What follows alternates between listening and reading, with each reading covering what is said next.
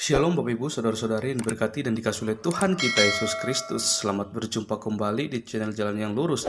Saya mengucapkan banyak terima kasih kepada saudara semua yang selalu setia untuk menonton video-video di channel ini dan bahkan terus mendukung perkembangan channel ini dengan mengklik tombol subscribe, like, komen, dan share kepada teman-teman yang lain supaya teman-teman yang lain juga tidak ketinggalan dan mendapatkan informasi seputar iman kekristenan. Kiranya Tuhan Yesus memberkati kita semua.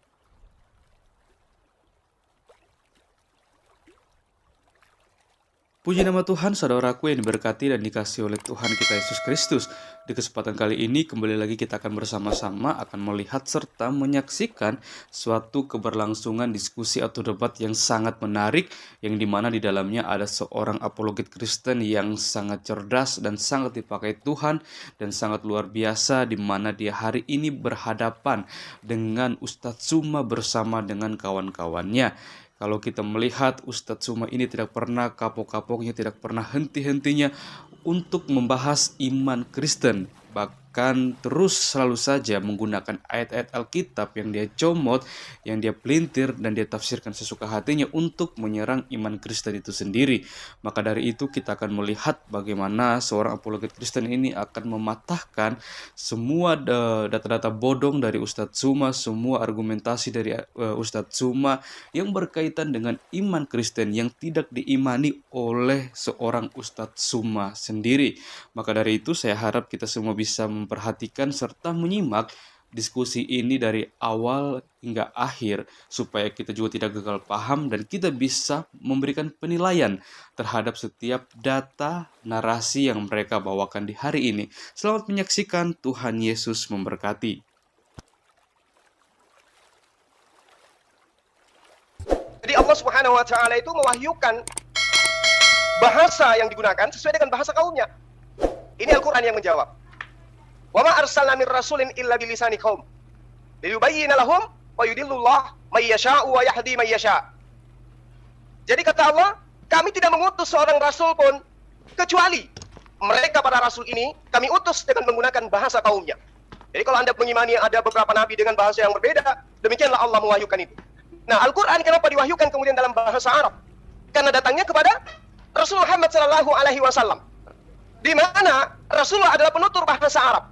Dan lagi-lagi bahasa Arab adalah bahasa yang paling terkaya di antara seluruh bahasa yang ada di atas muka bumi. Contoh, kitab Anda banyak mengutip bahasa Arab, padahal original teksnya bahasa Yunani. Itu pembuktian yang sangat sederhana. Ya. Lalu kemudian, ketika Anda berbicara mengenai pewahyuan, Anda mengatakan tidak sistematis. Nah, inilah gunanya berbicara berkaitan dengan agama harus sesuai dengan bahasa original teks kitab. Jangan nyebrang ke agama orang. Sistematis yang saya maksud itu adalah dari Allah ke malaikat, ke nabi, ke kaumnya.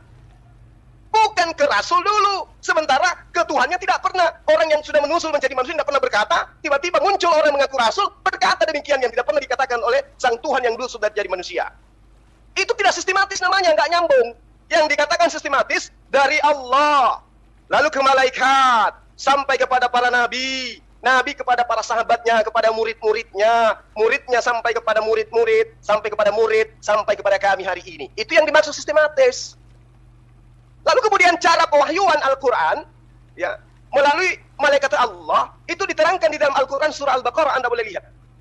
Wa iz qala rabbuka lil malaikati inni ja'ilun fil ardi khalifah. Jadi Allah itu bisa berfirman langsung kepada malaikat. Lalu kemudian di dalam surah Al-Anfal ayat 12 juga dikatakan hal yang sama. Nah, ini juga dikatakan oleh Allah bisa berfirman langsung kepada para nabi, para rasul dalam surah Asy-Syura ayat 51. Dan tidak mungkin bagi seorang manusia pun bahwa Allah berkata-kata dengan dia kecuali dengan perantaraan wahyu atau di belakang tabir, atau dengan mengutus seorang utusan malaikat lalu diwahyukan kepadanya dengan seizin Allah apa yang dikehendaki. Ini seirama dengan bilangan 12 nomor 6. Kitabnya Yahudi, bukan kitab Anda ya. Kitab Yahudi mengatakan, jika di tengahmu ada seorang nabi, maka aku Allah akan menyatakan diri kepada mereka melalui penglihatan mereka dan melalui mimpi dan berkata melalui mimpi-mimpi mereka. Itu kedudukan nabi. Lain cerita yang melakukan penyelidikan itu bukan nabi. Nah, lalu kemudian ketika berbicara mengenai pewahyuan, Rasulullah Muhammad SAW itu sangat jelas menerima wahyu, lalu kemudian menyampaikan wahyu, lalu kemudian para sahabatnya menghafalkan wahyu, lalu wahyu ini kemudian disampaikan, dituliskan lagi kepada para sahabat, kepada tabi'in, kepada tabi'in, sampai kepada kami umatnya baginda Rasulullah Muhammad SAW. Kenapa kemudian Al-Quran diwahyukan dalam bahasa Arab? Kenapa? Karena Al-Quran itu, ingat, karena Al-Quran itu diperuntukkan untuk seluruh umat manusia. Loh, kok bisa kayak begitu? Tengoklah, Al-Quran kemanapun menggunakan bahasa Al-Quran dan bisa diterjemahkan ke dalam bahasa manapun. Itu Al-Quran. Masuk ke Amerika, gunakan bahasa Arab, ada translate bahasa Inggris. Masuk ke Jepang, ada bahasa Arab, ada translate bahasa Jepang. Tidak seperti kitab orang lain yang menerima menggunakan bahasa Syria, bahasa Aramaik, tapi kitab yang kemudian bahasa Yunani. Al-Quran tidak demikian. Al-Quran diwahyukan dalam bahasa Arab, seperti yang saya terangkan tadi, bahwa Al-Quran itu adalah sastra tertinggi di antara seluruh bahasa yang ada di muka bumi. Bayangkan saja, kurang lebih 15 disiplin ilmu yang harus digunakan untuk mengkaji Al-Quran, yang adalah bahasa Arab yang digunakan oleh Allah. Membuktikan bahwa semua manusia diberikan satu kepala untuk mengkaji Al-Quranul itu sendiri. Al-Quran menantang siapapun untuk menguji, autentikan bahwa itu adalah firman Tuhan. Siap, Gurunda. Terima kasih banyak untuk penjelasan yang komprehensif kepada pertanyaan-pertanyaan dari Pendeta MYM. Sekarang kita akan masuk ke sesi TikTok Gurunda Zuma dan Pendeta MYM, yaitu 10 menit untuk topik pewahyuan Al-Quran. Silahkan timer dibikin 10 menit. Saya nyangka ini dulu, karena dia bicara pertama tadi. Setelah saya sangka, baru kemudian masuk ke Baikel. Ini dia kan bicara pertama tadi. Dia itu kan tadi bicara opening statement. Tadi tuh, Gurunda Zuma kan opening statement sendiri. Pendeta MYM kan nggak mau opening statement. Oh, gini loh, dia opening statement langsung saya sangka. Berarti itu dia. Yang terakhir ini harus saya sangka dong. Dia lebih banyak bicara kalau gitu. Enggak sama ini. Nah, ini saya ada bantahan ini. Ada bantahan dari apa yang dia terakhir katakan itu. Harus adil. Gimana Gurunda ini? Kita kasih? Terserah, dia pokoknya kita kasih tamu kita, dia mau loncat salto terserah, kita ikuti. Oke, siap. Kalau gitu silakan Pendeta ditanggapi untuk 5 menit terakhir, baru kita masuk ke sesi battle. Silakan. Ya, saya gini, ya harus adil lah. Dia bicara lebih banyak kalau saya bicara ini. Jadi gini, ya, istilah sistematis tadi yang dari awal itu tadi yang dia katakan pewahyuan secara sistematis, ketika saya kejar, kemudian dia berputar dan mengatakan sistematis yang saya maksud itu dari Allah, kemudian kepada Nabi, kepada kaumnya, kepada para murid dan lain sebagainya. Ya oke lah, itu definisi dia sendiri. Tetapi saya tetap tidak melihat bahwa sistematis itu berkaitan dengan turunnya ayat-ayat dari Tuhan Anda itu kepada kitab Anda. Ya jelas itu, karena itu tadi situasional. Tapi kalau dia berkelit lalu mengatakan sistematis yang saya maksud itu dari Allah kepada Nabi, kepada kaum, kepada murid, ya silakan saja ya. Tapi yang jelas saya tidak mendapatkan pewahyuan yang sifatnya sistematis. Kenapa? Karena pewahyuan sifatnya situasional, bergantung kepada bagaimana nabinya, bagaimana situasi orang-orang pada saat itu yang katanya tadi membutuhkan firman Tuhan dan lain sebagainya ya. Jadi saya melihat di sini memang pewahyuan daripada kitab Anda itu bergantung kepada orang-orang ya. Ya, tidak bergantung kepada kedaulatan daripada Allah untuk memberikan apa yang dia mau berikan tanpa harus didikte oleh situasi atau kondisi orang-orang. Ya, lalu kemudian begini. Ya, masalah dikatakan tadi Al-Quran untuk seluruh manusia. Nah, itu muncul tadi ketika saya bertanya apakah itu Al-Quran itu bahasanya Allah atau bahasa dunia. Dan Zuma tadi sangat jelas sekali mengatakan bahasa di dunia ini ya, bahasa Arab, bahasa di dunia ini. Itu artinya bahwa firman Allah itu lebih dahulu mengalami penerjemahan ke dalam bahasa Arab. Allah tidak datang kepada Anda, kepada Nabi Anda itu dengan bahasa Allah sendiri. Seperti itu. Jadi ada penerjemahan, ada translation di sana. Ada satu prinsip terjemahan. Dan Zuma kemudian untuk melindungi diri, dia kemudian berkata Al-Quran untuk seluruh manusia. Tetapi saya tidak melihat itu, maafkan saya. Kenapa? Karena orang-orang Islam itu diwajibkan untuk belajar bahasa Arab. Harus belajar bahasa Arab. Ya, membaca Quran di dalam bahasa Arab. Sejak masih kecil mereka dididik seperti itu. Sehingga ini tidak menunjukkan satu spirit atau satu semangat bahwa Al-Quran untuk seluruh umat manusia. Ya, seperti itu. Nah, kalau dikatakan tadi, diterjemahkan ya. Ya, saya pegang Al-Quran. Ini ada terjemahan Indonesia ini ya. Tetapi apakah Quran diterjemahkan ke dalam bahasa Indonesia dan Al-Quran bahasa Indonesia itu boleh dipakai di masjid, boleh dipakai di mana-mana, atau tetap harus merujuk kepada bahasa aslinya, begitu kan? Itu artinya bahwa terjemahan itu secondary, bukan sesuatu yang penting sekali di dalam iman Islam. Begitu. Sesuatu yang secondary aja. Karena semua nanti tetap harus kembali belajar bahasa Arab. Sehingga tesis Anda yang mengatakan ini, Quran untuk seluruh manusia itu memakan dirinya sendiri, berkontradiksi dengan dirinya sendiri dan tidak sesuai dengan spirit bahwa Quran bahasa Indonesia boleh dipakai di dalam kegiatan keberagaman Islam di Indonesia.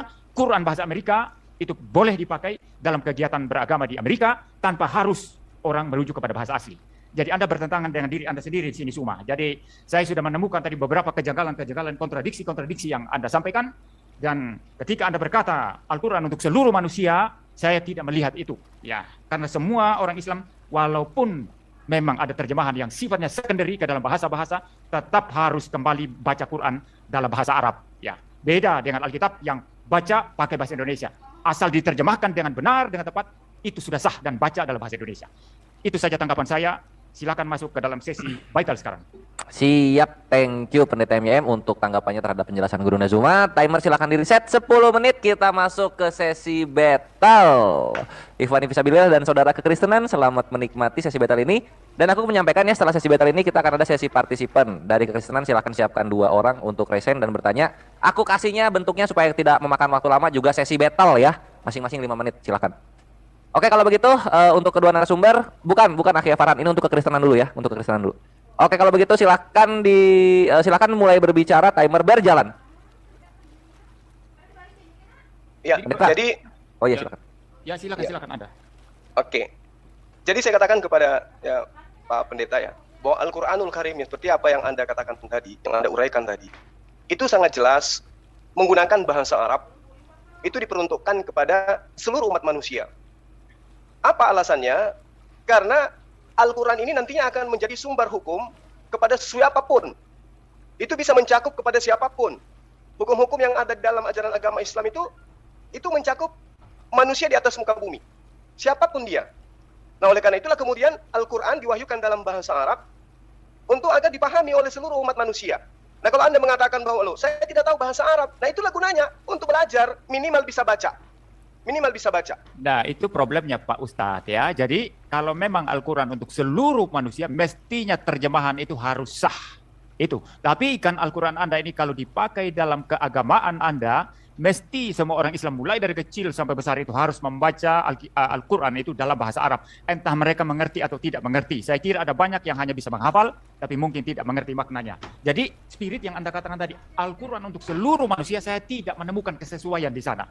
Saya sama sekali tidak diyakinkan bahwa Al-Quran untuk seluruh manusia. Karena terjemahan Quran di Indonesia apakah sah dipakai tanpa pakai bahasa Arab? Terjemahan Quran dalam bahasa Inggris apakah sah dipakai tanpa bahasa Arab? Ya, Bagaimana? karena inilah mungkin kemudian. Tidak mungkin Jadi sah. begini Pak, Ya. begini. Kenapa Al-Quran itu ya menggunakan bahasa Arab? Karena Al-Quran itu, bahasa Arab itu memiliki beberapa disiplin ilmu yang kemudian bisa dijadikan sebagai acuan untuk mengkritisi Quran. Ketika Bukan ada itu. Pertanyaan saya bukan itu. Anda sudah melebar ini. Yang saya masalahkan di sini adalah apa? Anda mengatakan Quran untuk seluruh umat manusia, sedangkan seluruh umat manusia ini punya bahasa masing-masing, punya bahkan yang bahasanya sama saja punya logat masing-masing. Dan kalau betul Quran adalah untuk seluruh manusia, mestinya Quran itu sah diterjemahkan. Sehingga Al-Quran yang berbahasa Indonesia itu sah dipakai di Indonesia, Al-Quran yang berbahasa Inggris sah dipakai di Inggris, Al-Quran yang berbahasa Mandarin itu sah dipakai di Cina sana. Kan mestinya begitu, tetapi kan tidak. Semua orang Islam kan harus mempelajari Al-Quran itu dalam bahasa aslinya, dalam bahasa Arab, sehingga spiritnya, kalau dikatakan Quran untuk seluruh umat manusia, saya tidak percaya itu. Saya tidak percaya itu. Ya, Anda harus membuktikan ini, Ustadz. Anda harus membuktikan ini, Ustadz. Jadi begini, Pak Pendeta. Al-Quran itu dikaji dengan ilmu lugat, ilmu nahu, ilmu sharaf.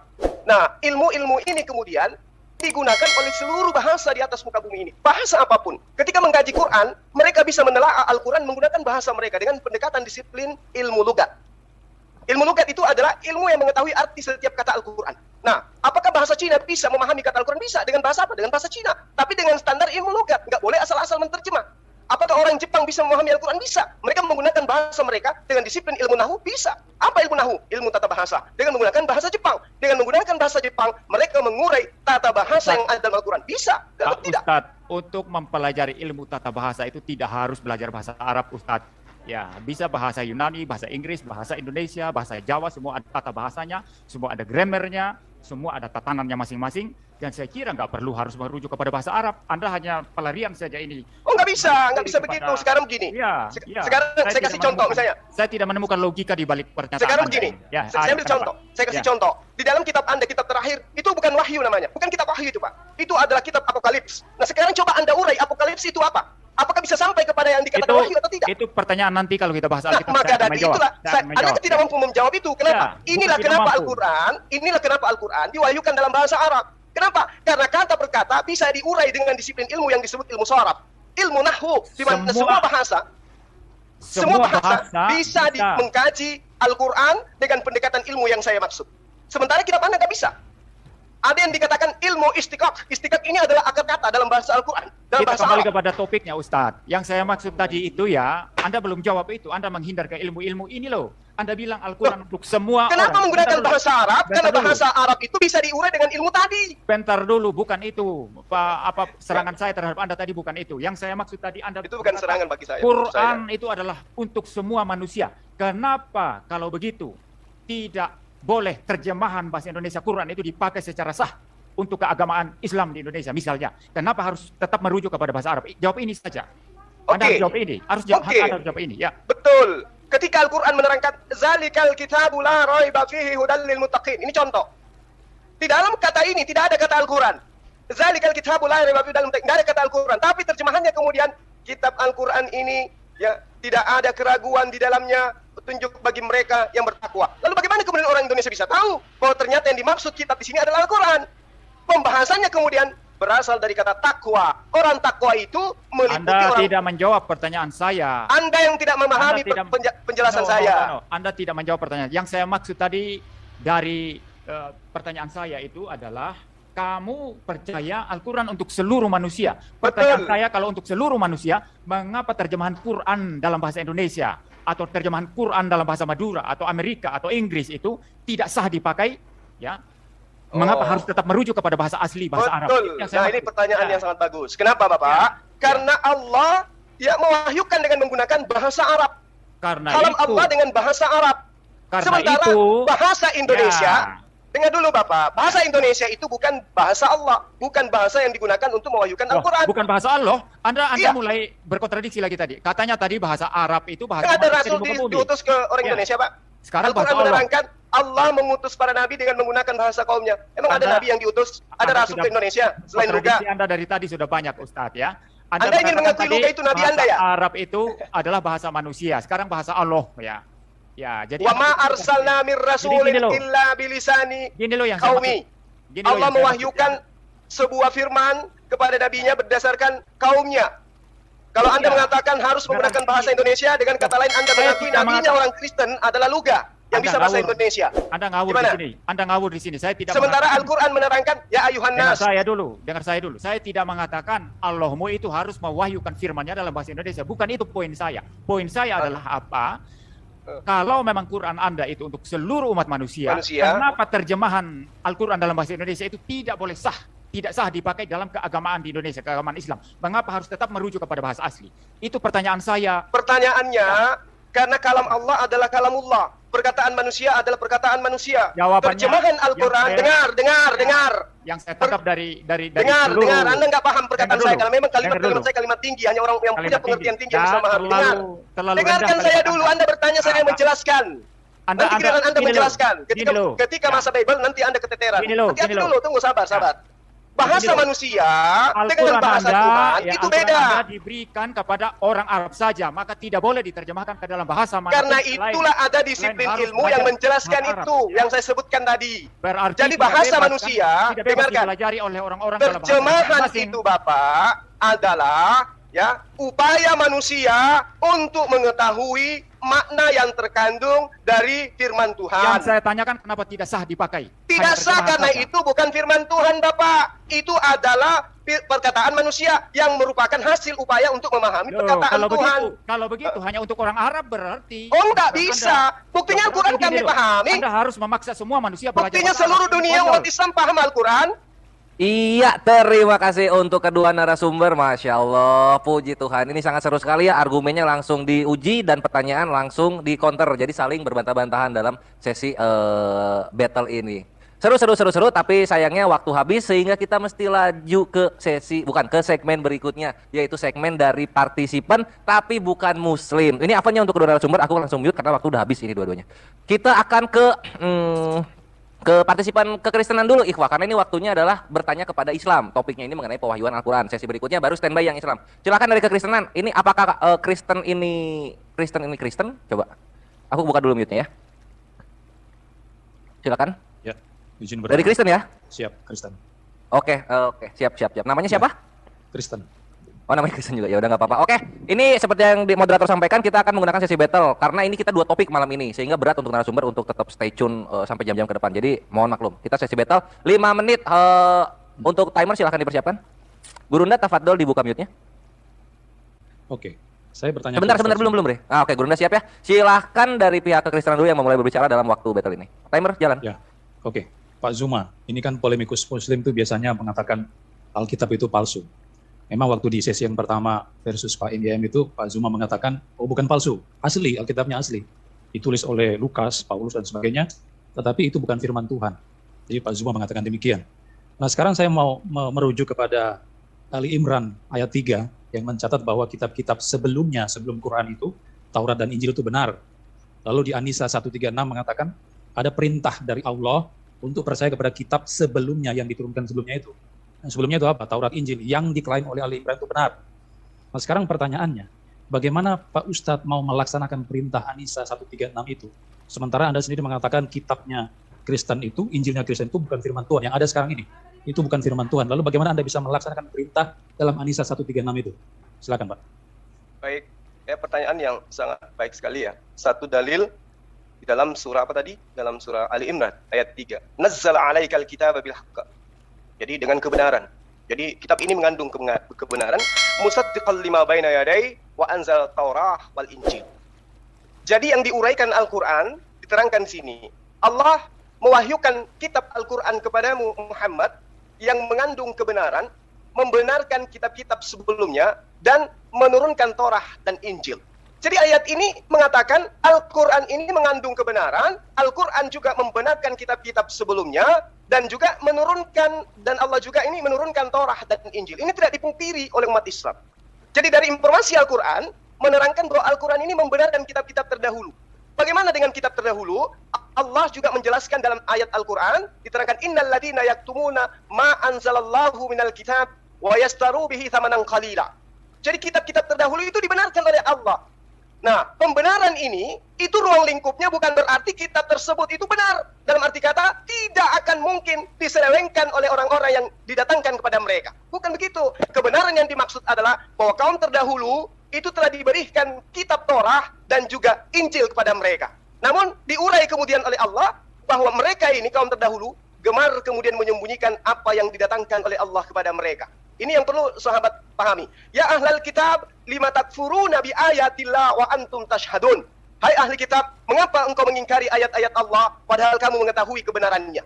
Ya ahlal kitab, lima talbisunal haqqa bil batil wa taktumul haqqa wa antum ta'lamun. Wahai ahli kitab, mengapa kau mencampur adukkan yang hak dengan yang batil dan menyembunyikan kebenaran padahal kamu mengetahui? Identifikasi sederhananya adalah kebenaran Al-Quran ini, kita tidak lagi pernah menemukan kitabnya Nabi Musa, dan tidak pernah lagi menemukan kitab yang diajarkan oleh Nabi Isa alaihissalam. Oleh karena itu kemudian apa yang Anda yang Anda pertanyakan dalam surah Ali Imran itu benar adanya. Bahwa Allah membenarkan kitab-kitab terdahulu. Ya, kitab yang dimaksud di sini adalah Injil Taurah. Oleh karena itu Islam beriman kepada kitab ini. Namun kemudian di dalam Al-Qur'an diterangkan dalam surah Al-Baqarah ayat 79, di situ diterangkan bahwa orang-orang terdahulu ketika mereka diberi kitab, mereka menyembunyikan kebenaran itu, lalu dia mengatakan, "Wailul lil ladzina yaktubuna al-kitaba bi aydihim tsumma yaquluna hadza min indillah liyastaru bihi thamanan qalila." Celakalah orang-orang yang menulis buku dengan tangan mereka sendiri, kemudian berkata ini dari Allah dengan maksud menjual dengan harga yang murah. Maka celakalah mereka karena tulisan tangan mereka, dan celaka yang mau menuliskan. Demikian. Ya, saya kira Anda belum menjawab pertanyaan saya tadi. Kan ini ada perintah Pak dari An-Nisa 136 untuk percaya kepada kitab yang diturunkan sebelumnya, Taurat dan Injil. Lalu Anda berkelit mengatakan itu sudah diselewengkan atau itu bukan firman Tuhan lah. Maksudnya yang ada sekarang ini itu sudah diselewengkan. Lalu bagaimana Anda mau melaksanakan perintah dalam An-Nisa? Iya, maaf untuk berikutnya sesi battle sudah habis. Kita next ke pertanyaan berikutnya. Maka dari itu untuk kedua narasumber dan juga penanya silakan. Adinda boleh nggak mungkin. supaya teman-teman kita nggak kecil, boleh nggak 1 menit? Oh gitu. Boleh ya? 3 menit deh. 3 menit Gurunda nggak cukup ini soalnya. Jadi dari gini, kawan sebentar Gurunda. Dari kawan Kristen juga kalau misalnya udah dirasa ada yang kurang cocok dengan jawaban dan pertanyaan, langsung di ini aja karena ini sesinya battle gitu. Aku nggak bisa memberikan sesi tanya jawab, kepanjangan. Mohon dimengerti ya, silahkan Kristen dibuka lagi mute-nya. Aku kasih 3 menit tambahan untuk Kristen Oh, saja iya. spesial. Betul, Silakan. betul ya. Saya pikir tadi tanya jawab. Itu dia makanya. Sorry. Tadi surah apa tadi, An-Nisa ayat berapa ya? Nisa 136 itu kan perintah untuk percaya kepada kitab-kitab sebelumnya. Nah, sekarang faktanya yang ada sekarang Injil dan Taurat itu katanya diselewengkan oleh Ustaz Zuma itu tadi. Nah, bagaimana mau melaksanakan perintah Nisa 136 itu? Ya. Jadi di dalam ayat ini dikatakan ya ayyuhalladzina amanu aminu billah wa rasulih. Jadi ini adalah perintah. Wahai orang-orang beriman, tetap beriman kepada Allah dan Rasulnya, yaitu Muhammad SAW, dan kepada kitab Al-Quran yang diturunkan kepada Rasulnya, serta kitab yang diturunkan sebelumnya. Nah, memang kami beriman. Kepada kitab itu kami beriman. Kami tidak mengingkari bahwa adanya kitab yang pernah diberikan oleh Allah kepada nabi-nabi terdahulu, itu tidak ada. Kami beriman. Kitab itu ada. Kami tidak pernah mengingkari itu. Rukun iman, ya, itu harus beriman kepada kitab-kitab sebelumnya. Namun kemudian, firman Allah juga menerangkan bahwa kitab sebelumnya ini, sebelum Al-Quran, itu sudah dicampur adukkan dengan kebenaran. Saya tanya kapan mulai dicampur adukan? Kapan diselewengkan? Tahun berapa itu? Di mana? Nah, Siapa bagus. yang menyelewengkan? Tahun Bagus berapa? pertanyaan. Di mana? Dan Oke. siapa yang menyelewengkan? Oke, bagus. Saya tidak bisa kemudian menjelaskan siapa yang menyelewengkan. Oh, Kenapa? nggak bisa dong. Harus dijelaskan supaya kita ngerti. Oke, itu kemampuan saya terbatas. Lah, nggak bisa. Harus jelaskan. Yang saya bisa uraikan kepada sahabat, kitabnya Nabi Musa itu sudah tidak ada. Tapi muncul kemudian kitab yang mengaku sebagai kitabnya Nabi Musa. Nah, siapa yang menuliskan itu? Anda boleh lihat sejarah 3 sebelum Masehi, bagaimana salah satu kaisar Romawi memerintahkan kitabnya Esra diterjemahkan ke dalam bahasa Septuaginta. Setelah Septuaginta, ke dalam bahasa-bahasa yang lain, tanpa menyertakan original teks dari kitab yang diterima oleh Nabi Musa. Kitab Silakan Musa itu Anda nalar. Pentateuch, Kejadian, Keluar Ya. dari Maut, Bilangan Oke. itu ada Oke. itu. Dari Kapan itu Musa, diselewengkan? dari Kapan Musa diselewengkan? disampaikan Tahun kepada berapa? siapa? Siapa yang selewengkan tahun berapa? Dari di mana? Musa disampaikan kepada siapa? Siapa yang selewengkan kitab Musa? Saya itu? tanya Yang Anda, dari Musa Enggak. disampaikan yang selewengkan kepada siapa? siapa? Yang selewengkan itu siapa? Pasti Sementara orang-orang kitab- ahli kitab. Siapa? Pasti Siapa ahli itu ahli kitab. kitab? Kapan itu diselewengkan? Nah, Tahun sekarang berapa? apa? Di mana? Oke, baik, Tahun baik. berapa? Dengar, Di dengar. mana?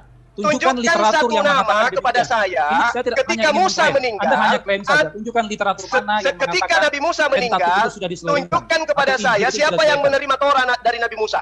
Silakan, Pak. Beban pembuktian ada di Anda. Beban Karena Anda pembuktiannya itu mengatakan ada ini sudah pada diselewengkan. Anda. Oh, Kalau tidak. Anda Yang tidak bisa menuduhkan sampean, yang membuktikan menuduhkan Ustaz Zuma, bahwa ada bahwa ini oknum yang sudah menerima Torah palsu, dari Musa, sudah diselewengkan. berarti Nah, sekarang kitab yang buktikan. Anda terima Tidak bukan bisa. kitab Nabi Anda Musa. harus membuktikan siapa yang menyelewengkan. Anda Di harus mana membuktikan itu, tahun ada berapa. orang yang yang menerima menunjukkan kitab sampean. Torah Yang menuduh Anda kok dari saya Musa. buktikan. Ini kacau dong. Nggak bisa begitu. Bukan kacau, bukan Nggak bisa. kacau. Iya, terima kasih.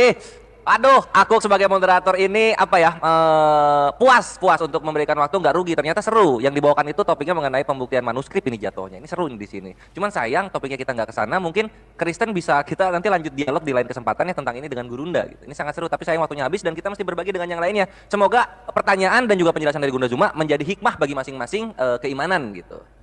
Karena ini seru dan berat topiknya untuk kali ini. Oke, berikutnya kita lanjut ke thank you Kristen ya. Berikutnya kita lanjut ke kawan kekristenan yang lain. Aku kasih 2 kesempatan lagi. Berikutnya siapa ya? Ardian, apakah Ardian ini Adek, Enam? tadi sepakatnya satu penanya aja deh pertama. oh gitu ya? Iya, nanti satu aja juga ke Muslim, ke Pak Pendeta kita. Oh gitu, boleh deh Gurunda, siap-siap. Oke Iya. deh, ini oke deh kalau begitu. Kawan kita menghargai permintaan Gurunda ya, karena memang nantinya delay 20 menit. Kasihan pendetanya nanti Jadi karena ada tambahan 4 pertanyaan lagi. Oke deh. Siap, kalau begitu silakan kita closing masing-masing pihak. Berarti dari Gurunda dulu ya? Kita Bible kan belum dibahas deh. Betul, enggak maksudnya closing untuk sesi ini atau enggak perlu? Closing Closing aja? nanti terakhir, ya. Oke siap kalau begitu. Oke deh kalau begitu kita lanjut sekarang Ikhwani Fisabilillah dan saudara-saudari kekristenan. Kita lanjut ke ke sesi berikutnya yaitu mengenai pewahyuan Bible. Sekarang adalah posisinya pihak kekristenan defensif atau menjelaskan dan pihak dari Muslim bertanya. Oke, seperti yang sudah disepakati, opening statement akan diberikan waktu 7 menit. Pendeta MYM jika siap katakan siap. Dah, ya. Suaranya kecil banget. Bentar ya. Ya, suara saya jelas enggak? Kecil banget. Kok bisa? Sebentar. Kalau sekarang bagaimana? Kecil banget sih, nggak bisa di ini, nggak bisa di. Ini mentok ini, segede segini aja. Waduh, kalau terlalu kecil ya nggak kedengaran suara Ini, saya. ini yang tadi, ini suara yang tadi, sip. Itu yang tadi. Itu bagus itu. Ini udah bagus ya? Sip, cakep. Ya, baik. Udah siap ya? Ya. Oke, timer berjalan ketika pendeta mulai opening statement. Silahkan. Ya, baik. Pewahyuan di dalam pengertian Kristen itu sama sekali berbeda dengan apa yang menjadi pewahyuan sebagaimana dijelaskan oleh Ustadz Zuma tadi dari pihak Islam. Dan saya juga tidak yakin apakah semua orang Islam itu sepakat dengan Zuma, tetapi yang jelas saya akan hanya menanggapi Zuma di sini ya. Nah, kalau Kristen itu pewahyuan Alkitab itu di dalam pengertian Allah Tuhan memberikan firman-Nya kepada manusia itu dalam pengertian yang menerima itu hanya para nabi perjanjian lama dan rasul perjanjian baru. Nah, dan pemberian wahyu oleh Tuhan itu ada yang sifatnya itu langsung ya, mereka menulis ya seperti itu, tetapi nanti itu ada satu jenis yang lain yang disebut sebagai pengilhaman. Nanti saya akan menjelaskan itu pengilhaman apa ya. Jadi dua istilah ini baik revelation atau pewahyuan dengan istilah pengilhaman itu berbeda ya.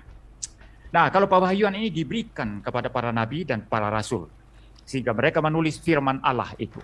Nah, tetapi di dalam Alkitab ada juga yang bukan nabi juga bukan rasul, tapi mereka menulis firman Allah. Nah, misalnya kalau dalam perjanjian lama itu ada penulis kitab Esther itu Mordekai ya, itu bukan nabi ya, tapi dia menulis ya.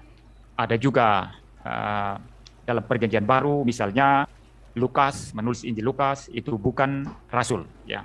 Ada juga misalnya Yudas, Yakobus itu bukan rasul mereka. Tetapi mengapa tulisan mereka disebut firman Allah?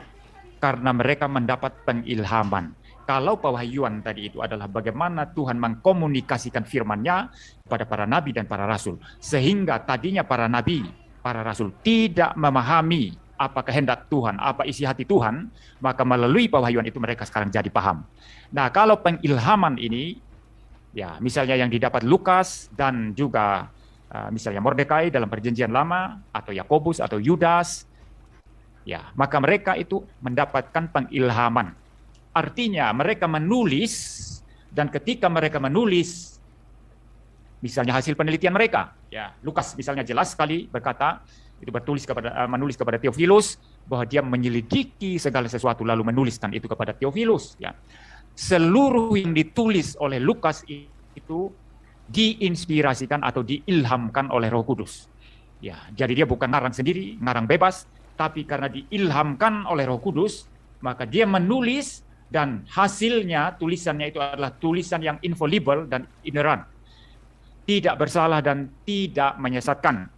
Maka saya jelaskan begini, pewahyuan hanya didapat para nabi dan para rasul. Ya, ada nabi, ada yang bukan nabi, ada yang bukan rasul menulis, mereka mendapat pengilhaman sehingga apa yang mereka tulis itu tidak salah, tidak menyesatkan, walaupun itu adalah hasil penelitian mereka. Nah, kalau pewahyuan ini khusus untuk nabi dan rasul, maka pengilhaman itu semua dapatkan. Nabi menulis wahyu yang diterima dari Tuhan, itu tidak salah, tidak menyesatkan, karena diilhamkan. Rasul sama, menulis itu wahyu yang mereka terima dari Tuhan, tidak salah dan tidak menyesatkan, karena itu juga diilhamkan. Jadi kalau ilham itu mencakup semuanya, kalau wahyu hanya diterima oleh para nabi, para rasul. Tetapi sekaligus juga para nabi, para rasul itu juga mendapatkan ilham, sehingga tulisan mereka perihal wahyu Allah yang mereka terima itu tidak salah, tidak menyesatkan. Dan di dalam pewahyuan dan pengilhaman ini, Tuhan menggunakan seluruh keberadaan manusia, situasi dia, ya, termasuk pendidikan dia, semua dipakai, kemanusiaan dia semua dipakai. Ya, tetapi karena Roh Kudus memimpin, mengilhamkan, menginspirasikan, maka seluruh yang mereka tulis itu tidak salah, tidak menyesatkan. Dan ini merujuk kepada naskah asli Alkitab yang otograf. Ya, yang sekarang ada itu manuskrip, ya, itu adalah salinan-salinan dari yang asli. Lalu kemudian juga ada terjemahan itu ada. Ya. Nah, kalau yang otograf, naskah asli Alkitab, kita katakan tidak salah, tidak menyesatkan. Tetapi kalau salinan, mungkin ada kekeliruan. Tetapi justru karena ada banyak manuskrip, maka bisa dibanding-bandingkan seperti itu. Lalu kemudian terjemahan juga sama. bisa saja satu kata diterjemahkan secara keliru. Seperti misalnya di LAI, ada mungkin satu dua kata tertentu yang saya tidak sepakat terjemahannya ya. Tetapi saya bisa membandingkan dengan versi-versi lain dalam Alkitab. Ya, misalnya versi King James dalam bahasa Inggris, NIV atau versi-versi lain ya. Nah, mengapa begitu?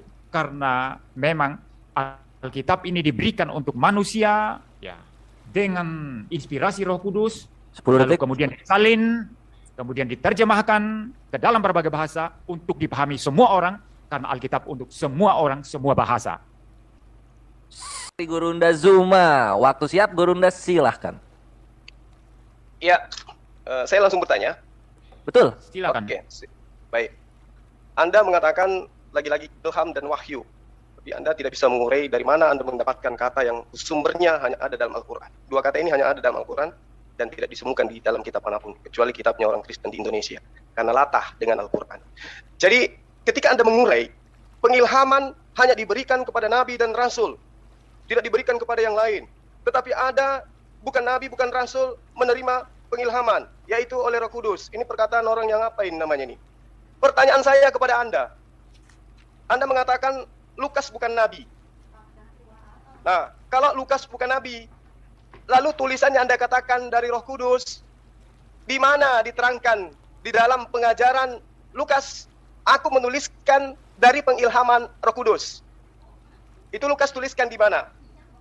Kedua, Yesus itu Anda imani adalah firman yang menjadi manusia dan kelak kemudian menjadi manusia selama-lamanya, kekal. Tidak akan mati. Continue dia sebagai manusia. Ini sang firman telah datang ke atas muka bumi. Kenapa sang firman tidak menyampaikan firman kepada Lukas? Kenapa sang firman tidak menyampaikan firman kepada Markus? Kenapa? Sementara Yesus adalah jalan keselamatan dan hidup. Yesus adalah sang firman yang mengatakan dirinya tidak berkata-kata dari dirinya sendiri, melainkan dari apa yang diperintahkan oleh Allah untuk ia katakan dan ia sampaikan. Itu posisi Yesus. Dan kita tidak menemukan kitabnya sampai hari ini. Kita tidak menemukan pengajaran Yesus sampai hari ini. Tapi Lukas, dengan ketebalan satu jengkal buku, itu berkata-kata entah dari siapa. Yesus tidak berkata-kata dari dirinya sendiri. Tetapi Lukas berkata-kata entah dari mana. Kalau Anda mengatakan itu dari Roh Kudus, bagaimana sistematikanya? Bagaimana cara pewahyuannya? Kalau dia melakukan penyelidikan, berarti yang Anda maksud Roh Kudus ini adalah orang-orang yang memberikan informasi kepada Lukas. Ingat, Lukas mengakui menuliskan kitabnya berdasarkan hasil penyelidikan. Penyelidikan berarti melibatkan banyak orang. Orang-orang ini sebagai sumber, Anda katakan Roh Kudus atau apa? Silakan Anda urai. Pertanyaan saya yang selanjutnya, mudah-mudahan Anda bisa. Di dalam kitab Anda diterangkan Wahyu 1 nomor 1 yang bukan Wahyu, tapi adalah Apokalips. Di situ diterangkan bahwa inilah Wahyu Yesus Kristus yang difirmankan, yang dikaruniakan oleh Allah kepadanya. Catat. Kedua, segala firman yang kau berikan kepadaku telah kusampaikan kepada mereka. Pertanyaan saya kepada Bapak sebagai orang yang doktor teologi, tunjukkan kepada saya wahyu pertama yang diterima oleh Yesus dari Bapa yang ada di langit. Silakan. Sudah selesai? Masih Ya. ada 1,5 menit Gurunda. Oke, jadi saya ulang lagi. Yesus dikatakan oleh pengarang kitab Anda di dalam kitab Apokalips, ya, yang kemudian diganti menjadi wahyu biar seakan-akan kayak Al-Quran. Itu mengatakan inilah wahyu Yesus Kristus yang diterima, yang dikaruniakan oleh Bapa kepadanya agar Yesus sampaikan kepada hamba-hambanya Bapa. Nah, kalau Yesus di dalam menerima wahyu tidak berkata-kata dari dirinya sendiri, lalu kemudian dia berkata hanya berdasarkan terhadap apa yang diperintahkan untuk ia katakan. Begitu juga tentang Roh Kudus yang diceritakan Yesus dalam Yohanes 16 nomor 7 sampai nomor 15, bahwa ketika Roh penghibur itu datang, dia tidak berkata-kata dari dirinya sendiri, melainkan dia berkata dari apa yang diperintahkan untuk ia katakan. Yesus dan Roh Kudus tidak berkata-kata dari dirinya sendiri. Lukas menuliskan hasil penyelidikan. Dari mana dia mendapatkan hasil penyelidikan tersebut? Itu yang pertama. Kedua, mana wahyu yang Yesus pertama kali terima? Seperti di Al-Quran, Iqra bismi rabbikal ladzi khalaq adalah wahyu pertama yang diterima oleh baginda Rasul Muhammad SAW. Tunjukkan kepada saya sekarang yang mana wahyu pertama yang diterima Yesus dari Tuhannya. Demikian. Silakan. Iya, waktu dicukupkan saja. Dan dari bantahan dan juga serangan Gurunda kepada Pendeta MYM, kita mendapatkan 3 pertanyaan. Pendeta MYM mohon disimak ya. Yang pertama, Lukas dapat berita dari mana? Yang kedua, aku lupa Gurunda apa ya yang kedua ya? Dua aja nanti. Oke, kalau begitu. berat. Yang pertama, Lukas dapat berita dari mana? Yang kedua, tunjukkan wahyu pertama dari Bapak kepada Yesus. Pendeta MIM bisa ditangkap pertanyaannya? Ya, ya. Oke, kalau begitu silahkan menjawab waktu berjalan ketika pendeta MIM berbicara. Silahkan. Ya, seperti biasa lah ya, Suma itu tidak memahami argumentasi lalu kemudian menyerang Kristen dengan pemikiran dia sendiri tentang Kristen. Dia membuat karikatur begitu. Pengertian wahyu dan ilham saja tadi saya sudah jelaskan, dan Anda tidak bisa menggunakan perspektif Islam Anda untuk kemudian menyerang Kristen perihal wahyu dan ilham, karena Kristen mempunyai pengertian sendiri ya. Saya mungkin bahas ini dulu ya. Apa istilahnya katanya ya? Prinsip Alkitab itu terjemahan. Maka istilah wahyu itu dapat dari bahasa Arab, tidak masalah ya. Tapi dalam bahasa aslinya wahyu itu ada banyak istilah ya. Di dalam bahasa Ibrani ada istilah galah, ada istilah ra'a, ada istilah yada ya. Lalu kemudian ada dalam bahasa Yunani itu epipanein, ya, empanisein, glorizein, gilon, dan lain sebagainya. Termasuk apokaluptein, ya seperti itu. Itu istilah pewahyuan yang ada di dalam Alkitab. Yang maknanya adalah membuka penutup sesuatu yang tadinya tidak jelas menjadi jelas. Ini cara Tuhan menjelaskan kepada para nabi dan para rasul. Lalu istilah ilham itu ada istilah di dalam misalnya 2 Timotius 3 ayat 16 ya, theopneustos di sana. Ada istilah theopneustos, Allah menghembuskan keluar firman-Nya. Dari sana istilah ilham itu didefinisikan bahwa Tuhan yang memberikan firman itu menjaga firman-Nya sehingga dicatat dengan begitu teliti, begitu baik, dan tidak mengandung kesalahan sedikit pun. Kalau sekarang mengenai Lukas, ya, bagaimana, di mana Lukas berbicara seperti itu, ya, melihat Alkitab tidak dengan, ya, melihat pewahyuan dan pengilhaman Alkitab tidak dengan cara bahwa di dalam kitab itu sendiri ada klaim. Ini mirip pertanyaan kemarin ya, di mana Yesus mengklaim itu di bahwa dia adalah Allah. Itu saya sudah bantah dan Suma tidak bisa jawab itu. Ya, nah begini, ya. Mengapa satu kitab itu adalah kitab yang diilhamkan? Kitab yang diwahyukan dan diilhamkan. Karena kitab-kitab itu ditulis, dan ketika mereka ditulis dipakai oleh gereja mula-mula dan diakui otoritasnya. Kedua, doktrin-doktrin yang di dalamnya itu bersesuaian, tidak berkontradiksi satu dengan yang lainnya. Doktrin-doktrin tentang Allah, tentang Kristus, tentang penciptaan, penebusan dosa, dan lain sebagainya.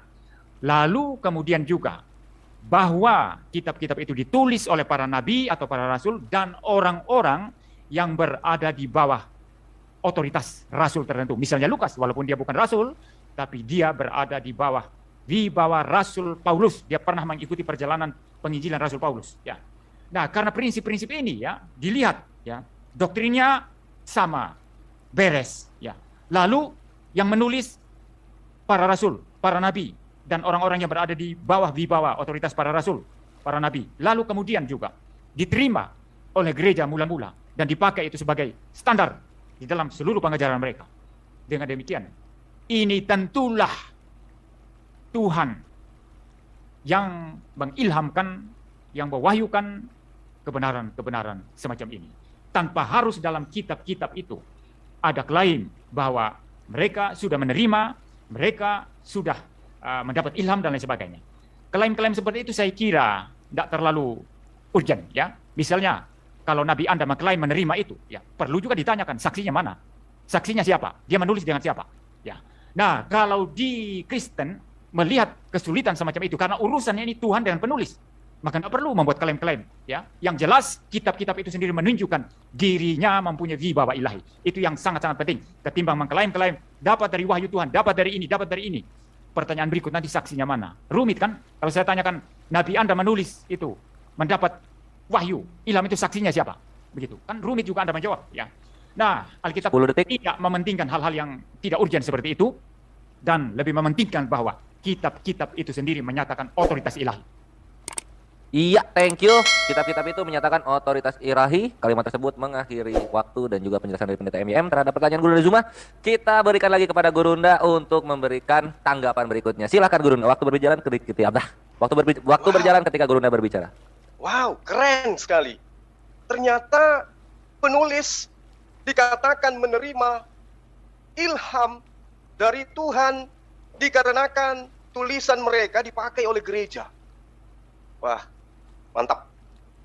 Lalu Bapak sebagai orang yang katanya ada 3 alasan tadi. Maaf, saya potong. Ada 3 alasan tadi, jangan hanya 1. Anda hafal semua. Maaf. Dan nanti untuk apa? Untuk menyangga argumen Iya, Golkar di waktunya pendeta saya ya? belum Aman, sampai, nggak mungkin langsung ketiganya saya katakan, Bapak. Sabar. Ya. Dilanjut lagi, Sebagai silakan, orang timer yang jalankan. lulus S3 teolog, apokalips itu adalah membuka penutup cadar. Sementara ilham, wahyu adalah bisikan dari langit, dari Allah melalui perantaraan para malaikat kepada penulis. Harus Anda bedakan itu. Oleh karena itulah kemudian ketika saya tanya, siapa, dari mana sumbernya? Anda mengatakan prosesnya ilham itu ditulis dan dipakai gereja. Tidak bertentangan, tidak kontradiksi. Nanti kita buktikan, Pak, kekacauan demi kekacauan yang ditorehkan dalam kitab Anda. Lalu kemudian ketika Anda mengatakan itu adalah sesuatu yang tidak penting, tidak urgen, kata Anda. Loh, bagaimana Anda bisa mengatakan itu adalah firman Tuhan, sementara asal-usulnya Anda nggak tahu? Hanya karena dasar dipakai oleh gereja pada awal mula, oh ini pasti ilham Tuhan. Gimana Anda bisa memahami sebuah pernyataan bahwa ini adalah firman Tuhan, diilhamkan oleh Tuhan, sementara Anda tidak punya ilmu untuk sampai ke sana? Ada pemberitaan, tapi tidak tahu dari mana asal-usulnya. Kalau kami tadi saya mengurai Al-Quran dari Rasulullah sampai kepada sahabat, sahabat kepada murid, murid kepada tabi-tabiin, sampai seterusnya. Nah, Lukas terima dari mana ini? Tulisannya ini dapat dari mana? Setebal itu tulisannya dari mana? Sementara Yesus sendiri, yang adalah sang firman, kata dia, kata teman Kristen, itu tidak berkata-kata, sangat berhati-hati dia menyampaikan sesuatu kepada Bani Israel. Apa yang aku katakan bukan dari diriku sendiri, tapi dari Dia yang telah mengutus aku. Aku tidak berkata-kata dari diriku sendiri, sesuai yang diperintah, kecuali yang diperintahkan untuk aku katakan. Lukas dasarnya apa mengatakan itu firman Tuhan? Teman Kristen mengatakan itu firman Tuhan, dasarnya apa? Sedangkan nyampai kepada Yesus saja tidak. Sampai kepada Yesus saja tidak. Oleh karena itulah kemudian, kalau ada sampai kepada Yesus, tolong tunjukkan kepada saya, wahyu pertama yang diterima Yesus itu yang mana?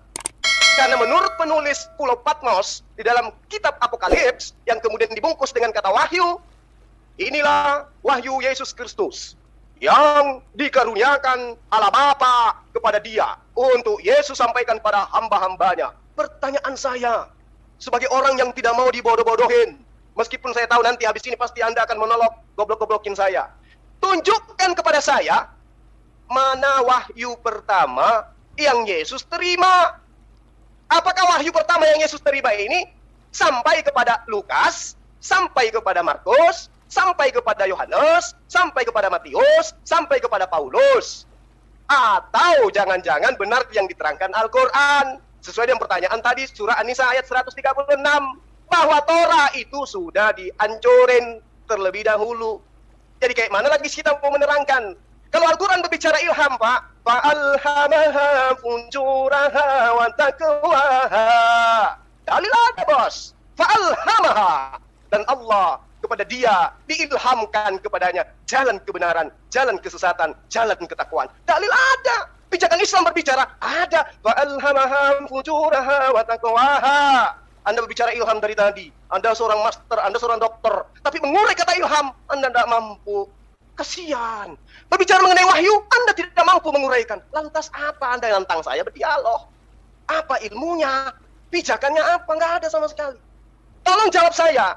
Wahyu pertama yang diterima Yesus itu mana? Disampaikan kepada siapa? Sehingga kitabnya sekarang Anda tenteng untuk ajarkan orang. Inilah wahyu dari Tuhan. Inilah roh dari Tuhan. Tapi ternyata yang dikatakan roh Tuhan sampai ke Yesus aja kagak, apalagi kepada Allah Bapa. Demikian. Terima kasih Gurunda. Waktu sangat penuh dan padat diberikan bantahan keras kepada pendeta MYM dari penjelasannya. Sekarang kita akan mendengarkan dari pemaparan pendeta MYM berikutnya. Pertanyaan masih sama pendeta ya. Tunjukkan wahyu pertama dari Bapak kepada Yesus. Silahkan. Nah, ada banyak pertanyaan tadi, saya jawab semuanya. Jadi gini, itu dia memuntahkan, Ustaz Subhan memuntahkan ketidakmengertiannya terhadap iman Kristen, terhadap penjelasan saya. Dia pakai istilah ilham dari pengertian Islam Anda. Salah Anda, ngawur ada itu. Ya. Istilah ilham itu dari bahasa Yunani diterjemahkan ke dalam bahasa Inggris inspiration dan diterjemahkan ke dalam bahasa Indonesia ilham. Itu pengertian. Theopneustos tadi. Allah menghembuskan firman-Nya, sebul firman-Nya. Lalu istilah wahyu, apokaliptein misalnya, apokalipsis, apokaliptein. Itu diterjemahkan ke dalam bahasa Inggris itu revelation dan terjemahkan dalam bahasa Indonesia itu wahyu. Dan kalau begitu, Anda tidak memahami istilah ilham dan wahyu dari pengertian Islam Arab Anda. Kenapa Anda harus membawa istilah apokaliptein sama istilah theopneustos tadi itu, bagaimana Tuhan menghembuskan firman-Nya ke dalam agama Islam Anda. Ini ngawur sekali Anda, itu bersuara berapi-api tapi tidak ada isinya, ya. Nah, baik sekarang. Itu mengenai istilah ya. Jadi tidak relevan ya. Lalu sekarang dikatakan tadi juga disinggung Injil Lukas ya. Ya, tidak jelas itu di mana Lukas ya. Dan saya sudah memberikan indikator itu 3 tadi. Kenapa dilihat sebagai berwibawa ilahi? Karena diterima secara aklamasi oleh gereja-gereja waktu itu, ditulis oleh para rasul atau para nabi, atau orang yang berada di bawah otoritas para nabi dan rasul, dan juga timernya mana ini ya, timernya harus munculkan. Timer pause. Pause dulu, munculkan. Saya tidak mau kalau tidak ada timer. Timer tolong di apa namanya? Di pin, resen. Siap.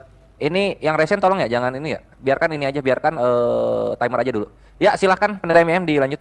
Ya, yang ketiga bahwa tulisan-tulisan itu doktrinnya bersesuaian ya satu dengan yang lainnya. Ini yang menjadi penanda sehingga gereja hanya melihat tanda-tanda itu dalam kitab itu dan menyatakan mereka mempunyai wibawa ilahi ya.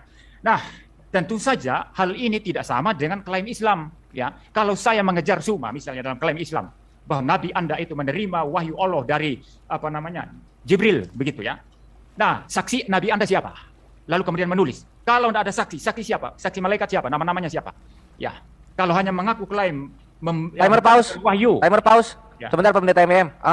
Seperti yang kita sepakati, kita tidak akan komparasi ya. Kita tidak komparasi ke belakang karena pihak Muslim pun tidak mengkomparasi ketika menjelaskan Al-Qur'an. Silakan dilanjut. Tadi ada komparasi dari awal. Enggak ada. Ada. Dari pihak Muslim enggak ada. Tadi. Ada tadi. Enggak ada. Ada, nanti coba teliti lagi. Ya baik, Ya. saya lanjut ya. Jadi kalau saya tanya Anda pun akan keteteran ya. Itu masalah klaim. Maka saya melihat klaim tidak penting. Yang penting bagaimana kitab itu menghadirkan wibawa ilahi di dalam dirinya sendiri, maka itu sangat-sangat menentukan. Sama juga Tuhan Yesus ketika tidak mengklaim kemasan kemari seperti orang gila, aku adalah Allah, aku adalah Allah.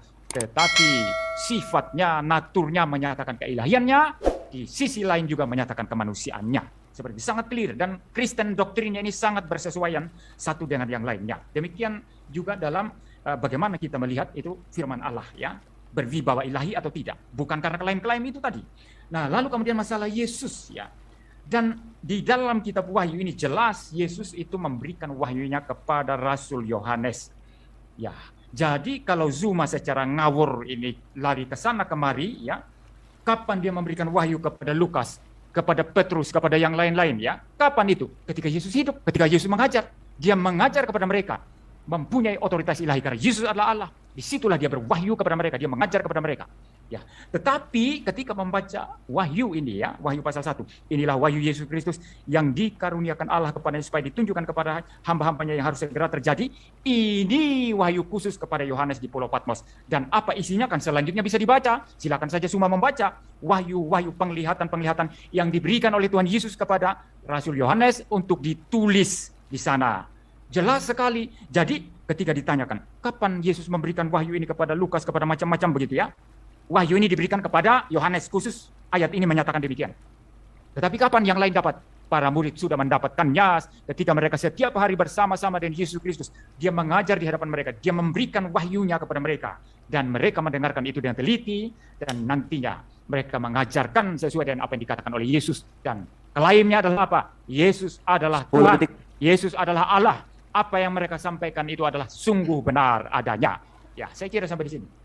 Iya, apa yang mereka sampaikan sungguh benar adanya, Gurunda. Silahkan langsung ditanggapi saja. Iya. Jadi saya katakan kepada Anda, Wahyu 1 nomor 1 itu jangan dipelintir dong. Ini kitab Anda seorang master, dokter lagi. Jangan dipelintir dalilnya. Ini sudah bahasa Indonesia, dipelintir lagi. Inilah wahyu Yesus Kristus yang dikaruniakan Allah kepada Yesus. Bukan kepada Yohanes, Pak. Kepada Yesus. Inilah wahyu Yesus Kristus yang dikaruniakan Allah kepadanya, kepada Yesus, supaya ditunjukkannya kepada hamba-hambanya apa yang harus terjadi segera. Dan oleh malaikatnya yang diutusnya, ia telah menyatakan kepada hambanya Yohanes.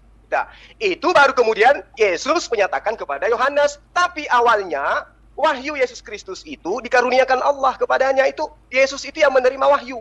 Tapi kalau kemudian Anda mengatakan, itu adalah Yohanes, oke. Tapi di dalam Yohanes 12:49 jelas di sana Yesus menerima firman dan menyampaikan firman. Yohanes 17 nomor 8 dikatakan segala firman yang engkau berikan kepadaku telah aku sampaikan kepada mereka. Kalau Bapak membantah wahyu 1 nomor 1, silakan Anda tunjukkan wahyu pertama yang diterima oleh Yesus dari Allah itu yang mana? Yohanes 17 nomor 8, segala firman yang engkau berikan kepadaku. Berarti Yesus menerima firman kan? Aku tidak berkata-kata dari diriku sendiri. Apa yang aku katakan adalah apa yang disampaikan oleh Bapa untuk sampaikan dan aku katakan. Berarti Yesus menerima firman. Tunjukkan firman pertama, wahyu pertama yang Yesus terima dari Allah Bapa. Itu yang pertama. Anda nggak bisa jawab itu. Kemudian ketika Anda mengatakan ilham firman itu adalah ini dan itu karena diterima oleh gereja, berarti standarisasi kebenaran yang Anda maksud adalah kalau gereja terima, benar. Kalau gereja tolak, tidak benar. Sekarang saya ingin membuktikan. Dari seluruh pengarang kitab Anda. Matius di dalam bab 7 nomor 7 mengatakan begini. Segala sesuatu yang kamu kehendaki supaya orang berbuat kepadamu, perbuatlah demikian juga kepada mereka. Itulah isi seluruh hukum Torah dan kitab-kitab para nabi. Kata Matius, itulah isi seluruh hukum Torah dan kitab para nabi. Setelah saya bertahun-tahun menyelidiki pernyataan pengarang Matius ini, saya tidak temukan itu di Torah dan saya tidak temukan itu di dalam kitab para nabi. Saya temukan di mana? Saya temukannya di dalam kitab Lukas, Pak. Lukas 6 nomor 31. Dan sebagaimana kamu kehendaki supaya orang berbuat baik kepadamu, perbuatlah juga demikian kepada mereka. Bukan di dalam kitab para nabi tertulisnya. Matius bilang kitab para nabi. Nah, sementara Bapak membantah Lukas itu bukan nabi. Kedua, Markus. Di dalam bab 1 nomor 2, Markus 1, seperti yang ada tertulis dalam kitab Yesaya. Lihatlah, aku menyuruh utusanku mendahului engkau. Ia akan mempersiapkan jalan bagimu. Katanya di Yesaya, Pak. Setelah saya bertahun menyelidiki kitab Yesaya, saya nggak temukan perkataan Markus ini. Saya temukan di mana, Pak? Maleakhi 3 nomor 1. Ini yang Anda katakan firman Tuhan, ilham Roh Kudus. Ini yang Anda katakan ilham. Ini yang katakan wahyu. Ngakunya tertulisnya di Yesaya, faktanya semua menemukannya di Maleakhi 3 nomor 1. Lihat, aku menyuruh utusanku supaya mempersiapkan jalan di hadapanku. Wow, keren. Jadi tadi Markus, Lukas gugur ya, Pak ya. Kemudian Paulus, coba kita. Paulus mengatakan dalam Paulus di Galatia 3 nomor 11. Dan bahwa tidak ada orang yang dibenarkan di hadapan Allah karena melakukan hukum Torah. Adalah jelas karena orang yang benar akan hidup oleh iman. Katanya di dalam Torah, tertulisnya di hukum Torah. Begitu saya selidiki, ternyata tidak ada dalam hukum Torah, Pak. Ya, orang yang benar akan hidup oleh iman. Nggak ada, Pak, dalam Torah. Yang ada tertulisnya malah lagi-lagi di Habakuk 2 nomor 4. Sesungguhnya orang yang membusungkan dada tidak lurus hatinya. Tetapi orang yang benar akan hidup oleh imannya. Habakuk, Pak, bukan kalau Habakuk itu, Pak, bukan Torah, Pak. Kok jadi saya ngajarin Bapak nih? Tapi nggak apa-apa. Nah, jadi Paulus sudah kita buktikan, Markus sudah kita buktikan, Lukas sudah kita buktikan. Coba siapa lagi? Yohanes coba. Yohanes, Pak. Yohanes di dalam Yohanes 10, di dalam Yohanes 10 nomor 34, kata Yesus kepada mereka, tidakkah ada tertulis dalam kitab Torah, kamu Tuhan berfirman, kamu adalah Allah. Ternyata bukan di Torah tertulis. Terima kasih. Malu saya, Tidak ada Pak. Tertulisnya. Iya, Pak. Siap, Guru. Siap di. Nanti kita simpan dulu yang Yohanes selamat, belum dapat bahas karena waktu keburu habis. Sekarang kita dengarkan kembali ke Pendeta MEM, tapi diingat ya untuk Ivan Villa ini adalah putaran terakhir. Lalu nanti kita masuk ke battle, kemudian partisipan dan closing statement. Silakan Pendeta MEM untuk berikan tanggapan terbaiknya. Ya, baik. Ya, saya sudah menjelaskan tadi yang firman Allah tidak bersalah, tidak menyesatkan, itu yang otograf, yang naskah aslinya. Cuma tidak paham itu. Ya, dia berbicara tentang Alkitab yang dipegang sekarang, yang itu dari manuskrip-manuskrip yang saya sudah akui tadi, saya tidak membantah bahwa dalam menerjemahkan itu bisa keliru, mungkin dalam pengutipan-pengutipan itu bisa keliru. Ini satu prinsip penting, ya. Lalu kemudian ya mengenai Lukas dan lain sebagainya tadi, ya. Tulisan mereka itu diakui karena mempunyai wibawa rasul, di bawah bimbingan rasul. Dan di dalam perjanjian lama itu kalau ada misalnya Mordekai, itu di bawah bimbingan atau di bawah otoritas itu nabi, ya begitu ya. Nah, sekarang saya berdasarkan argumentasi ini, saya menjelaskan mengenai Alkitab ini, bagaimana dia itu diwahyukan, ya, bagaimana dia diilhamkan, dan semua itu menanggapi sesuai dengan perspektif Islam dia, dan dia tidak coba memahami perspektif saya, lalu membantah saya dari perspektif saya. Saya tidak menemukan itu. Kalau Anda tadi, seluruh argumentasi Anda, itu yang saya pakai untuk melawan Anda. Anda tidak melakukan itu. Anda lari ke sana kemari saja. Ya.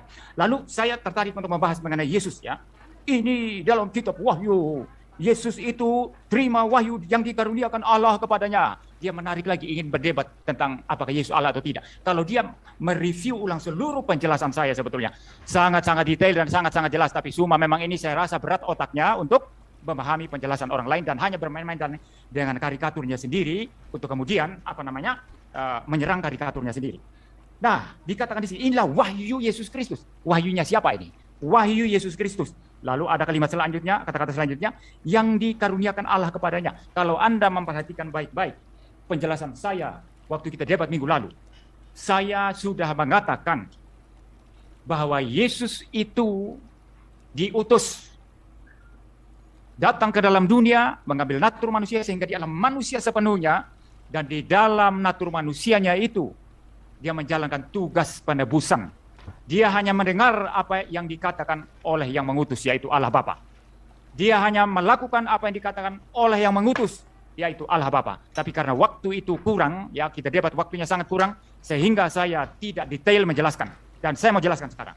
Apakah Yesus lebih rendah dari Bapa? Karena dia diutus. Dan memang dalam kitab Wahyu ini Yesus memberikan wahyunya sebagaimana dikaruniakan oleh Allah, yaitu Allah Bapa. Karena memang Yesus di sini sifatnya bertindak sebagai Mesias, juru selamat, pengantara antara Allah dan manusia. Nah, apakah yang mengutus itu lebih tinggi daripada yang diutus? Tidak tentu begitu. Saya kalau mengutus seseorang untuk menyampaikan sesuatu hal kepada orang lain, orang yang saya utus sama manusianya dan saya. Dia manusia, saya manusia. Dia tidak lebih rendah daripada saya. Tapi dia harus setia menyuarakan apa yang saya sampaikan kepada dia. Bukan karena dia lebih rendah, tapi karena dia adalah utusan saya. Demikianlah Yesus Kristus bertindak sebagai utusan. Tetapi sebagai logos ilahi, dalam kealahannya, firman Allah Bapa adalah firman Yesus sendiri. Maka dalam dalam Wahyu Yohanes ini, ketika dikatakan, inilah wahyu Yesus Kristus, benar bahwa itu wahyu dia sendiri, sekaligus benar bahwa wahyu itu diterima dari Bapa. Karena Bapa dan Yesus adalah satu adanya, satu hakikat, satu substansi keilahian. Firman Bapa itulah firman Yesus, itulah firman Roh Kudus. Tidak mungkin terjadi pertentangan. Maka tidak ada masalah di sini. Inilah wahyu Yesus Kristus. Memang itu wahyu Yesus Kristus. Karena dia dalam rangka diutus sebagai Mesias. 10 detik. Berdiri di sini yang dikatakan, yang dikaruniakan Allah kepadanya. Tidak ada kontradiksi, tidak ada masalah di sini. Lalu waktu saya sudah habis, ayat-ayat tadi masih banyak. Ya mudah-mudahan nanti saya bisa ada waktu untuk menjelaskan. Nggak apa-apa, ini masih ada sesi battle kok. Oke. Nanti masih bisa dijelaskan di situ. Ya, silakan. Oke, Gurunda, tanggapan terakhir sebelum kita masuk ke sesi battle, berikan semangatnya Gurunda. Tafadhol. Oke.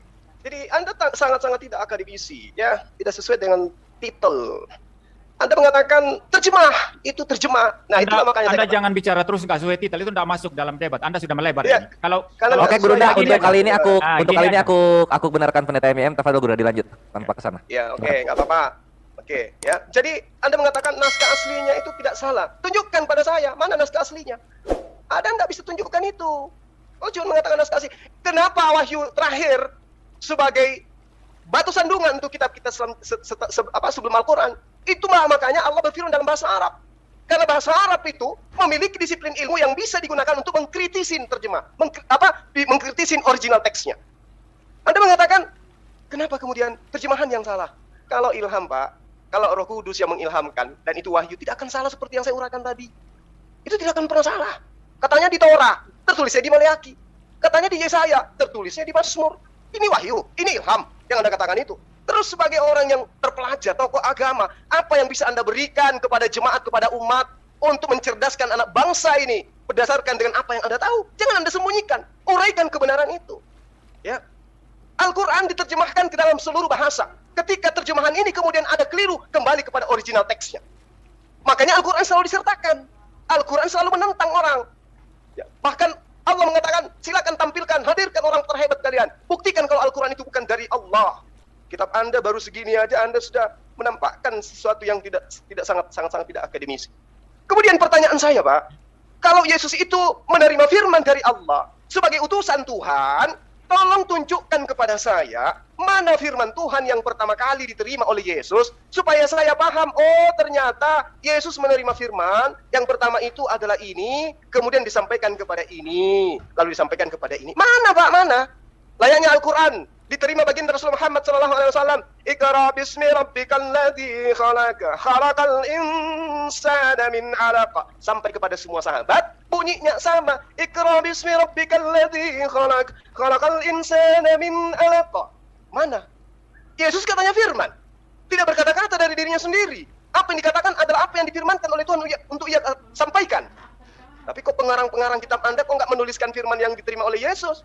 Kalau dikatakan dituliskan dari firman Yesus, firman yang mana yang pertama diterima oleh Yesus? Segala firman yang engkau berikan kepadaku telah aku sampaikan kepada mereka. Mana firman itu? Kalau Anda mau saksi, Bapak, Al-Quran diwahyukan 23 tahun kurang lebih. Disaksikan oleh para sahabat. Makanya mereka itu menghafalkan dan menuliskan. Karena mereka menyaksikan kebenaran itu. Sekarang, siapa yang saksi melihat Lukas bertemu Yesus? Siapa saksi melihat Markus ketemu Yesus? Sehingga tulisannya setebal itu dari mana? Dari pengilhaman. Dari kata ilham saja ambil dari Quran. Dari kata wahyu aja ambil dari Quran. Anda mengatakan Anda punya istilah lain. Gunakan istilah itu, apakah kena? Kan tidak. Ilham itu adalah wahyu dari Allah. Anda gunakan ternyata catatan-catatan mereka bukan ilham dari Allah. Entah dari mana. Dari Yesus aja kagak. Apalagi dari Allah. Oleh karena itu pertanyaan saya, Anda belum jawab. Wahyu pertama yang diterima oleh Yesus dari Allah Bapa itu yang mana? Lalu disampaikan kepada siapa? Itu loh Pak pertanyaan saya. Sederhana. Di mana Bapak itu harusnya mempertanggungjawabkan itu. Karena Bapak adalah tokoh yang harus mencerdaskan anak bangsa. Oh ini adalah firman Tuhan. Tuhan kita datang dalam rupa manusia. Setelah sampai kepada dirinya manusia, dia menyampaikan firman kepada Lukas. Firman yang pertama diterima Lukas dari Tuhan. Manusia bernama Yesus adalah ini. Sampai Anda imani. Lawang ini nggak tahu yang mana yang diterima.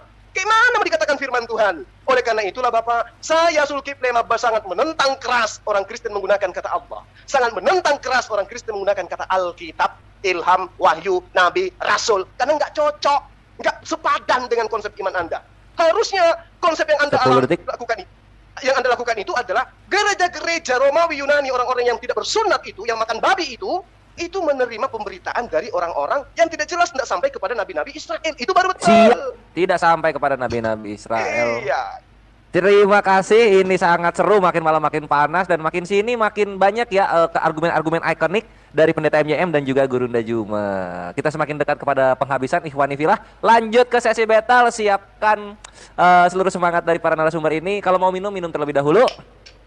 Udah pada minum belum? Gurunda udah minum? Pendeta MYM udah minum? Ya, lanjut aja. Kita lanjut kalau begitu langsung ke sesi battle. 10 menit akan bergulir. Tanpa panjang lebar lagi, silahkan Pendeta dan Gurunda. Ya, Oke, ada banyak baik. hal yang sebentar Anda tadi saya kasih waktu, saya yang bicara lebih dahulu sekarang. Ya, tadi silakan. ada banyak pertanyaan-pertanyaan, tentu waktu sangat sedikit 10 menit, tapi saya mendengar Anda mempertanyakan, naskah aslinya mana? Naskah asli Alkitab mana? Saya bisa membalikkan pertanyaan ini kepada Anda. Naskah asli Al-Quran di mana? Jangan bilang kepada saya Al-Quran yang ada sekarang sesuai dengan aslinya. Tradisi Al-Quran itu Pak, lisan Pak. Lisan. Iya, justru Tradisi Al-Quran lisan, Pak. Ya, justru tradisi lisan Ya. itu sangat rentan untuk diputar balik. Oh Tradisi nggak bisa, lisan itu karena sangat kami rentan menghafal. untuk Ketika ada satu diputar balik. salah kata, pasti akan dibenarkan oleh penghafal lainnya. Ayo, Iya, justru sekarang karena tradisi itu, Anda adalah tradisi tulisan. Tunjukkan Ya, kepada saya. justru karena gini loh. Anda mengatakan ya tadi mempertanyakan naskah asli saya, ya naskah asli saya. Maka saya membalikkan begini. Kalau memang yang paling penting Anda itu tradisi lisan, mengapa harus nulis? Anda teruskan aja dengan tradisi lisan. Tapi Kami dengan tulisan dengar dan dulu. lisan. Dengar Coba. saya dulu. Justru Timer pause. ya, Timer pause. Justru Sebentar karena ini tradisi timer pause. ya. Timer ini diulang ke 906. Begini.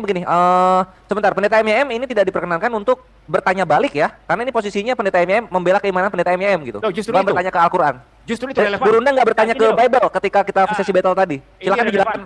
Ini Silakan. relevan.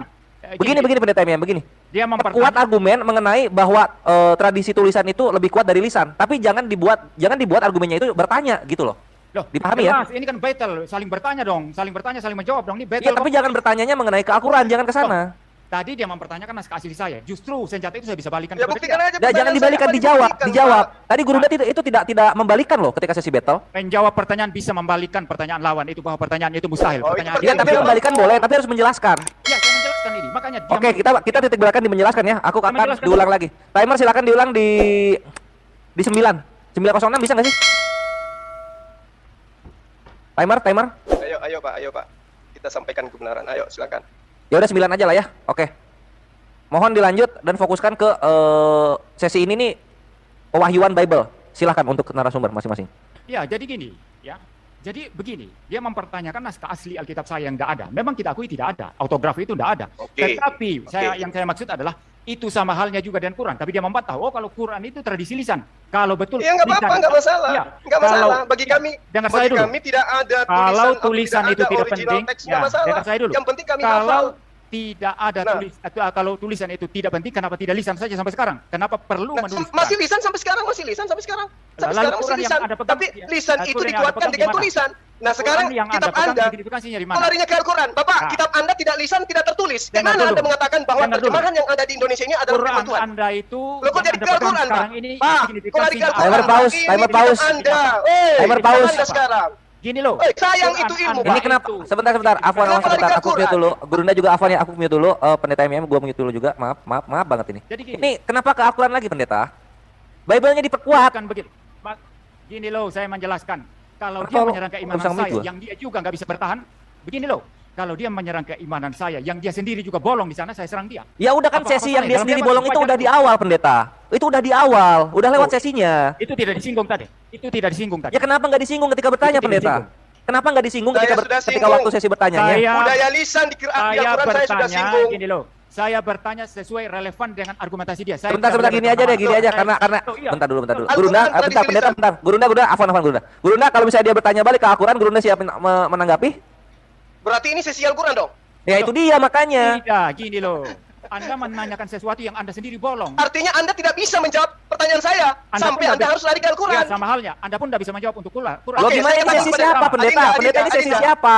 Adinda, 20 Ya. detik. Saya katakan kepada Anda. Boleh. Al-Quran datang kepada baginda Rasul Muhammad SAW. Rasul Muhammad SAW menyampaikan tradisi lisan kepada sahabatnya. Mereka menghafalkan. Dah, selesai. Tapi hafalan bisa salah. Tidak ada orang Terserah, bisa hafal bisa sampai- salah Kita ataupun perhatikan. tidak. Yang pasti seluruh sahabat yang menghafalkan. iman Dan Anda- sampai hari ini ada jutaan umat manusia yang menghafalkan Al-Quran. Mulai dari usia 5 tahun sampai usia 70 tahun. Kitab Anda, dari Yesus ke Lukas, ada yang budaya lisan? Yo, Tidak timer ada. play. Ada budaya tulisan? Tidak ada juga. Terus kenapa Anda mengatakan tulisan yang ada di Indonesia ini sebagai firman Tuhan? Apa dasar Anda? Silakan.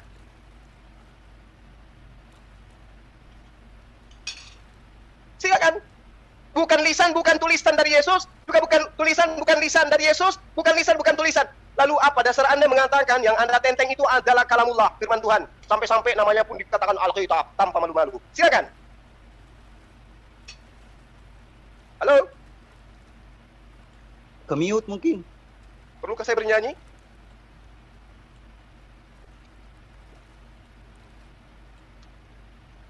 Budaya lisan Rasulullah, Iqra bismi rabbikal ladzi khalaq. Para sahabat juga melantunkan dengan lisan itu. Iqra bismi rabbikal ladzi Maksud saya khalaq. tadi ya, Yuk. karena lisan nggak bisa disandari maka Quran Anda ditulis. Kalau lisan bisa disandari maka Anda perlu ditulis. Enggak begitu, Maka Bapak. begitu. Nah, Maka ini begini, yang Anda asli, yang membangun Al-Quran itu argumentasi apa? disebabkan karena Apa? ketidakberdayaan Anda. Anda yang tidak berdaya, Anda menanyakan yang asli mana? Saya Bapak, tanya Quran asli ada Bapak mana? tradisi Quran itu dengan tradisi lisan. Ya, Kami mereka- tidak butuh Ya, saya tanya sekarang. literasi yang kemudian tertulis, kami nggak butuh. Ya, Yang saya kami tanya butuhkan sekarang. adalah Saya tradisi tanya lisannya. Saya Sekarang tanya pertanyaan saya kepada Bapak, Sebentar kitab dulu, saya Anda tidak tanya. lisan, tidak juga tradisi Saya tulisan. tanya Anda Lalu dulu. apa dasar Sebentar, Anda sebentar, mengatakan sebentar. Bible Sebentar. yang tidak berasal dari sumber Yesus tanya sebagai Anda. firman Tuhan? Apa jawaban Anda? Diam dulu, saya tanya Anda dulu. Lisan Kenapa yang jadi asli tanya Anda saya? mana? Nggak, lisan yang original mana? Tunjukkan kepada saya sekarang. Lisannya siapa? Lisan Quran yang mana? Tunjukkan. Yang asli, kami hafalkan original. hari ini. Alhamdulillahi Rabbil Alamin. Orangnya Tunjukkan siapa? kepada saya ada ada Saya orang yang tidak mengucapkan percaya kalau- Al-Fatihah dengan Saya bacaan yang tidak berbeda. percaya Dari kalau negara Anda mana? tidak menghadirkan yang asli, yang lisannya Coba asli siapa? hadirkan kepada saya Yang lisannya ada asli orang siapa? melantunkan bacaan sholat Saya Al-Fatihah berbeda tidak dengan yang saya bacakan. mempercayai. Anda terima itu dari Al-Quran yang ditulis. Yang saya maksud lisannya siapa yang Anda tiru? Ini Anda lisannya terima- Bapak. Bapak, Anda ucapkan itu dari Al-Fatihah, Quran yang Bapak ditulis. Al-Fatihah Anda ketika terima itu dari Quran dilantunkan, yang ditulis. siapapun dia, Anda orang terima itu Jepang, dari Quran orang yang Cina, ditulis. orang Bugis, Itu orang bukan Makassar, lisan. orang No, no, no, Betawi, no, no, itu ketika bukan dia lisan. mengatakan Jangan ngomong Al-Fatihah, salah. maka Itu bukan mereka lisan. semuanya akan mengatakan Itu bukan lisan. Alhamdulillahi Itu bukan Rabbil lisan. Alamin. No, no, no. Anda mengutip dari Quran. Anda hafal dari Quran. Anda baca dari Quran. Maliki Anda tidak mengutip dari lisan yang asli. Iyyaka na'budu wa iyyaka nasta'in. Itu seluruh Ya, dunia, itu Pak. Anda ambil dari Itu Quran. mendunia dari Itu Anda ambil turun-temurun dari Quran yang sampai hari tertulis. ini. Pertanyaan saya Anda kepada ambil dari Bapak, Quran yang Master tertulis. Teologi, Dokter Teolog. No, no, no, no, Kalau no, no. Yesus menerima firman, tidak melantunkan lisan dan tidak memerintahkan Sekarang menulis, lalu kitab Semua- Anda ini apa? Semua yang Anda ucapkan tadi itu lisan yang Anda anggap lisan itu Anda anggap ambil dari Quran yang tertulis. Anda menipu di sini. Itu Udah, Anda nggak ambil dari masalah. Quran yang tertulis. Pertanyaan saya, waduh Anda Bapak. menipu. Anda Oke, tunjukkan saya dulu. menipu nggak masalah. Kalau itu tujuan Sekarang Anda Anda tunjukkan nggak sekarang. masalah, nggak masalah. Lisan Yang yang asli itu pasti mana? seluruh Oh. dunia Al-Quran dihafalkan surah Al-Fatihah, surah An-Nas atau surah-surah apapun itu Iya, itu semuanya sama. diambil dari tulisan Quran. Diambil dari tulisan. hafalan, Bapak. Bukan diambil Hafalan dari dulu, lisan. Bapak. Bukan diambil Bapak, dari lisan. Al-Quran Bukan dari itu lisan. tradisinya lisan. Oke? Nah, Semua sekarang itu diambil dari Quran yang nanti tertulis. dituliskan setelah para penghafal sebagian ada yang gugur di Ah. medan perang. Sekarang pertanyaan Anda saya jangan kepada nipu kitab di Anda. sini. Anda Yesus jangan nipu tidak di sini. melisankan surah-surah Paulus. Yesus tidak melisankan surah Lukas, Tidak Markus, perlu Matius, begitu. Yohanes dan semuanya. Pertanyaan begitu. saya, dari mana asalnya tulisan-tulisan mereka yang begitu tebal? Yesus Saya mengajar sudah cuma 3 tahun, menjelaskan Bapak. Bapak, Bro. Yesus mengajar cuma 3 tahun. Dari mana Lukas menerima pemberitaan Anda begitu diam tebal, dulu, jangan. Markus begitu tebal, Yohanes Anda begitu tebal, nyerocos surah-surah terus. Paulus begitu tebal. Ya, Bahkan Anda- Paulus, Rasul Anda menuliskan di dalam penjara. Dari mana dia dapat? Inspirasi Anda dari mana diam, itu? sekarang saya jawab. Tolong Anda jawab. Anda diam, sekarang saya jawab. Saya Silakan. sudah menjelaskan tadi. Mereka mendapat ilham dari Roh Kudus, mendapat wahyu dari Tuhan, dari Dari Allah. mana Itu Anda menulis. mengatakan ilham dari Roh Kudus sementara sumbernya itu adalah Yesus? Loh, Yang sang sumbernya firman adalah Yesus, Pak. Yesus yang memberikan kepada mereka karena Yesus adalah Dari Allah. mana? Mana Yesus dalilnya? adalah Tunjukkan Allah. pada saya. Loh, Yesus Tunjukkan. adalah Allah. Dia bisa memberikan Mana? Tunjukkan firman-Nya. dalilnya. Karena Di Yesus mana adalah Yesus Allah. mengatakan itu? Di mana? Jelas Yohanes 1 ayat 1 mengatakan Itu Yesus tulisan adalah Yohanes, Pak. Logos. Itu pengakuan Yohanes. Adalah Yang saya firman. minta pengakuan Yesusnya mana? Loh, kok pengakuan Yesus? Lah, dia Yang sang menulis- firman. Loh, Yang mana yang sang Yohanes. firman? Yohanes atau Yesus, Pak? Yang menulis Yohanes, bukan Ya, Yesus. menulis. Yohanes menulis dari Yesus, kan? Yohanes menulis berdasarkan ilham Allah yang dia dapat. Bukan Dan dari Yesus. Masalahnya apa? Bukan Yesus dari adalah Yesus. Allah. Yesus adalah Allah. Jadi ilham itu dari Oh, Bapa, dari nah, sekarang Yesus, dari Roh tunjukkan Kudus. pada saat Yesus 3 tahun keliling di Galilea, di Ya. mana dia memerintahkan penulis-penulis ini untuk menulis. Tidak perlu memerintahkan, dia mengajar murid-murid mencatat. Tidak perlu Oke, memerintahkan. oke, 3 Dia tahun loh ya. mengajar murid-murid 3 mencatat. tahun Yesus Ya. mengajar. Oke, 3 tahun. Lalu, Pada ya, saat lalu. 3 tahun Yesus mengajar, pernahkah Lukas ini duduk di hadapannya? Makanya dengar baik-baik penjelasan saya tadi. Lukas ini berada di bawah para rasul. Dia bertanya kepada para rasul di Yerusalem. Ya, Bahkan rasulnya dia- siapa namanya Paulus, rasulnya, Pak? ya. Rasulnya siapa namanya? Rasul-rasul di Yerusalem ya Petrus, Yohanes, Yakobus dan semua Nah, rasul. tolong tunjukkan Ya, dalilnya yang di mana itu. Petrus bertemu dengan Lukas. Loh, Alkitab merasa tidak penting mencatat itu. Oh, nggak bisa, Pak. Berarti Lukas, pewartaannya Ma. itu Ya, jelas, tidak Lukas. bisa dipertanggungjawabkan. Ya, Pemberitaan Anda- Lukas tidak bisa dipertanggungjawabkan Ya. kalau begitu, Bapak. Anda Contoh dengar. nih, contoh Pak, saya kasih. Dengar dulu. Saya bicara, kan Anda terus nyerocos aja, minta jawaban tapi nyerocos terus. Saya tidak saya tidak jawab, nanti lalu Anda klaim-klaim diri menang. Ya, saya Bukan menang jawab. atau kalah di sini, Pak. Bukan. Ya. Ini kebenaran kita bicara, Pak. Ini Bukan kalah kebenaran. atau menang. Iya, saya benar. Alkitab saya Oke, benar. Anda benar. yang menyerang. Tetapi Ya. kitab Anda tidak benar karena tidak bersambung kepada Yesus. Gimana tuh? Kalau Anda mengatakan kitab saya tidak benar karena tidak bersambung kepada Yesus, karena Anda menafsir itu dengan kacamata Islam Anda, maka Anda tidak paham. Sekarang coba tunjukkan dengan tafsir Anda di mana Yesus berkata kepada Lukas. Contoh misalnya nih, saya kasih contoh nih Bapak. Di dalam pernyataan Lukas Saya 24 sudah nomor menjelaskan 44 sampai tadi. 46. Tertulis di dalam kitab Mazmur dan Dengar juga dulu. kitab-kitab para nabi. Sabar Pak, sabar. Anda Saya kasih bicara Anda. itu dari kacamata Aduh. Islam Anda. Anda bicara Ini itu saya dari bawa kacamata kitab Islam. Anda loh Pak. Saya mengatakan Bapak, saya tadi, menghargai Bapak para sebagai orang penulis Alkitab akademisi. itu menulis. Tolong dengarkan saya. Lukas Nah, mencatat, saya jawab dia dulu. mengatakan Yesus berkata bahwa benarlah apa yang tertulis tentang aku di dalam kitab Torah, kitab Mazmur dan kitab para nabi, bahwa aku akan mati dan bangkit pada hari ketiga. Tunjukkan Sekarang kepada gini saya loh. di kitab para nabi mana tertulis itu? Loh, di dalam kitab para nabi ada itu. Saya tidak Tunjukkan. ada waktu untuk menjelaskan di sini, ya. Aduh, Bapak kalau saya mampu Pak, tunjukkan. Misalnya Bukan di tertulis di kitab para nabi itu Pak, tapi Anda- tertulisnya di Anda kitabnya bicara terus Lukas saja. Anda kisah bicara pada terus, 10 tidak nomor mendengarkan. 40. Yesus Ya. telah bangkit. Apa? Yesus telah bangkit pada hari Anda ketiga. bicara terus tidak Itu ada di dalam mendengarkan saya, dan kisah Anda para bicara rasul. terus waktu habis sehingga saya tidak bisa menjawab dan Anda merasa menang. Ini sesuatu. Lalu di dalam luar biasa. catatan Paulus juga dikatakan 1 Korintus 19 nomor 4, Anda Paulus bicara apa terus, Yesus ya? telah bangkit pada hari ketiga. Ternyata Hei, Lukas Tuhan. salah. Anda bicara Mengatakan terus, ada ya? tertulis di kitab para nabi, Mesias Anda akan nyerocos bangkit terus, pada hari saya ketiga. tidak ada waktu untuk Ternyata tidak menjawab. tertulis di kitab para nabi. Tertulisnya di surah Paulus Cuma. dan surahnya Cuma. Lukas. Anda Ini bicara yang Anda katakan terus, firman ya. Tuhan. Hei, Anda bicara terus dan saya tidak ada waktu untuk menjawab dan Itu Anda untuk merasa menolong menang, Anda ya. karena Anda sudah Nah, berbata-bata. Oke, perlu. silakan Anda jelaskan. Ya, gini Saya loh. diam. Gini loh, ya. Menjelaskan gimana? Tinggal 12 detik. Menjelaskan apa saya? Anda pertanyaannya begitu banyak, lalu kemudian bicara terus dan Anda merasa Saya menang. Ini tidak adalah bertanya, satu saya penipuan menjelaskan luar biasa. membantu Anda untuk Anda memahami. menipu luar biasa. Anda tidak Kalau menjawab saya pertanyaan nipu, saya. Lukas Iya, maaf untuk kedua narasumber yang kami hormati. Waktu habis dan inilah sesi battle yang telah dinikmati oleh seluruh penikmat dialog lintas agama, terutama orang-orang yang mencari kebenaran. Terima kasih setelah menyaksikan untuk sesi battle. Tapi sayang serius sayang, akhirnya kita mesti masuk ke sesi selanjutnya. Silakan dibuka lagi mute-nya dan digunakan waktu ini untuk kedua narasumber untuk mengambil minuman terlebih dahulu agar kerongkongan tidak terlalu kering. Kita masuk ke sesi partisipan ya, partisipan, yaitu dari pihak Muslim untuk bertanya kepada narasumber kekristenan. Dan Afwan, karena seperti yang Gurunda minta yaitu satu saja, maka yang sudah pertama kali untuk meminta itu adalah Moreh Reski. Assalamualaikum Moreh, tafadhol silakan dibuka mute-nya. Untuk pendeta MYM juga silakan bersiap-siap. Mana nih Astu Ami? Oh ini ya, sip. Loh, kok mute lagi? Buka, silakan dibuka. Oke, terima kasih. Iya, thank you More. Sebelum dimulai More, untuk mempersingkat waktu silahkan di share screen terlebih dahulu karena tadi request untuk share screen ya. Silakan. Oke, iya, terima kasih. Tapi ini masih host disable ini. Oh, host disable ya. Sebentar. Salam alehem Bapak Pendeta Muri Walianto Matalu yang terhormat. Ya, silahkan share screen. Oke, terima kasih. Tadi Tadi jangan menarik. masuk argumentasi ya agar Oh, oke. adil. Siap. Iya. Udah siap More? Oke, sudah siap. Mana Iya. hilang ini? Oh, udah mulai, boleh sekarang? Bukan, share screen-nya hilang. Sebentar. Share screen dulu, share screen siap, datanya udah siap berarti, maka di situ narasi mulai, timer pun berjalan begitu. Oke, terima kasih. Tapi kok ini mendadak nggak bisa share screen ya, malah saya. Loh, Oh, ini. Nah, oke, udah bisa. Oke, terima kasih. Sudah siap? iya, silahkan pendeta dan juga More, timer mengikuti. Oke, terima kasih. Selamat malam Pak Pendeta Muri Walianto Matalu. Tadi saya menyimak dengan baik ya apa yang dipaparkan oleh Pak MYM.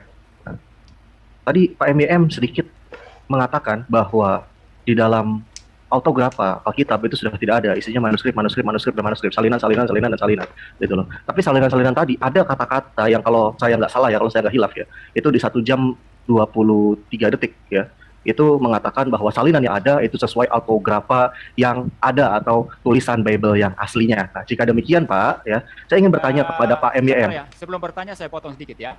Sebentar Bapak, saya belum selesai berbicara Bapak. Bapak kan seorang PhD, ketika saya sedang berbicara, begini dulu. etikanya, Bapak diam dulu. Baru Bapak ini sering menyelah-nyela dari tadi. Ini vital, bukan itu. Ini vital ini. Oke, kalau gitu saya selesaikan dulu. Enggak, sebelum Bapak mendengarkan, sebelum Bapak menjawab, dengarkan dulu biar tahu persoalannya Bapak yang ingin saya tanya kepada Bapak. Paham, Pak? Dengar dulu, karena ini vital maka saya jawab. Anda langsung singgung PhD saya tidak relevan itu. Ini menunjukkan Anda etikanya tidak ada. Oke, dibenarkan, More, jangan dibawa ke tata akademis. Silakan langsung ke konten. Mohon maaf, enggak, karena soalnya Bapak menyelah saya berbicara gitu loh itu. Ini vital. Oke. Nah, sekarang gini Pak. Jika demikian Pak, sesuai dengan statement Bapak di 1 jam 29 detik ya, 29 menit kalau saya nggak salah, ya, mengatakan bahwa salinan yang ada sesuai autografa yang ada dalam Bible yang sekarang sudah kita tidak bisa lihat lagi karena entah sudah kemana. Nah, saya ingin bertanya Pak, di sini ada 2 manuskrip yang ingin saya tunjukkan ya kepada Bapak. 2 aja dulu, nggak usah banyak-banyak, karena waktu sangat singkat. Nah, di sini ada Kodeks Sinaiticus Pak, di dalam Markus 16 ayat 8. Itu di sana berbunyi teksnya Pak. Kai exceltosai epigon opoto menemeu eikan gar autastromos kai ekstasis kai audeni auden aipan epopon togar. Bunyinya seperti itu. Nah, lalu ketika kita melihat ya, itu di Kodeks Sinaiticus yang tahun 360 Masehi kalau saya nggak salah. Dan kalau kita lihat di dalam Textus Receptus dari tahun 1894 sampai dengan 1550, di sana berbunyi teks yang berbeda dengan yang tertulis di Sinaiticus, yaitu berbunyi kai exceltosai tachi epigon apoto menemeu eikan ger autas tromos kai ekstasis kai audeni auden eipan epofon togar. Ada tambahan kata tachi Pak di sini Pak. Nah, yang tidak kita temukan di dalam Kodeks Sinaiticus ya, di sini tidak ada karena sudah kai exceltosai langsung ke epigon, jadi tachinya hilang di sini nggak ada. Saya tidak bertanya. Ini waktu habis Ya. ada panjang sekali. Yang saya tanyakan Pak, yang saya tanyakan mana yang benar-benar ditulis oleh Markus, yang pakai tachi atau nggak pakai tachi. Pertama itu. Kedua tadi Bapak juga menyinggung soal terjemahan. Terjemahan di mana-mana pun itu terjemahan itu sudah sah gitu. Nah, terjemahan mana yang dipakai Pak? Karena dalam TB Pak Markus 16 ayat 8 itu terdiri dari 2 paragraf. Dan di dalam dengan singkat dan bla bla bla, ini tidak pernah muncul di dalam Yunani manapun. Jadi yang saya mau tanya, TB menerjemahkan yang saya blok ini dari mana? Silakan, monggo Bapak Pendeta Muri Walianto Matalu yang terhormat. Anda dijawab. bicara lama sekali Anda. Saya tidak ada waktu. Kalau nggak bisa jawab nggak apa-apa Pak. Saya nggak maksa kalau nggak bisa jawab. Bukan begitu, bukan. Waktu tidak bisa. Nanti saya ditutup, saya tidak bisa jawab. Anda sama dengan Suma tadi, banyak bicara, akhirnya saya tidak bisa respon. Ini namanya kurang ajar menurut saya. Ya, ini nggak ada etika. Ya, ini waktu sudah berkurang sekali. Izin kalau boleh saya minta, boleh kasih waktu 5 menit buat Pak MYM jawab pertanyaan saya. Ya, Sejam silakan. juga nggak apa-apa kalau boleh. Ya, silakan kalau moderator mau. Oke. Ya. Boleh, saya memohon waktu 5 permintaan menit karena untuk Pak narasumber MYM. menyetujui dan Moy Reski juga menyetujui. Ditambah 3 menit moderator, silakan. Kok moderator, kan gua moderator. Timernya. Ini kok nggak kelihatan timernya ya? Iya, monggo. Mungkin bisa ditutup dulu More, karena kita sudah menangkap pertanyaannya. Kakak Oke. tugas. Terima kasih. Oke. Terima kasih, Kores. Siap. Jadi tadi sisa berapa timer? Silakan berbicara timer. Tadi sisa berapa ya? Nggak kelihatan. Timer, Akhi Tolib. Sisa 2 menit. Bisa 2 menit. Oke, jadikan 5 menit lagi berarti.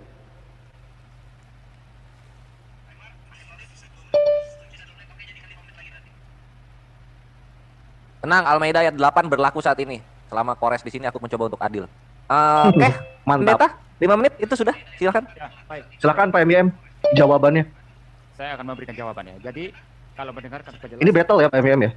Iya, saya jawab dulu kan, baru Anda respons ya. Iya, iya. Jadi Silakan.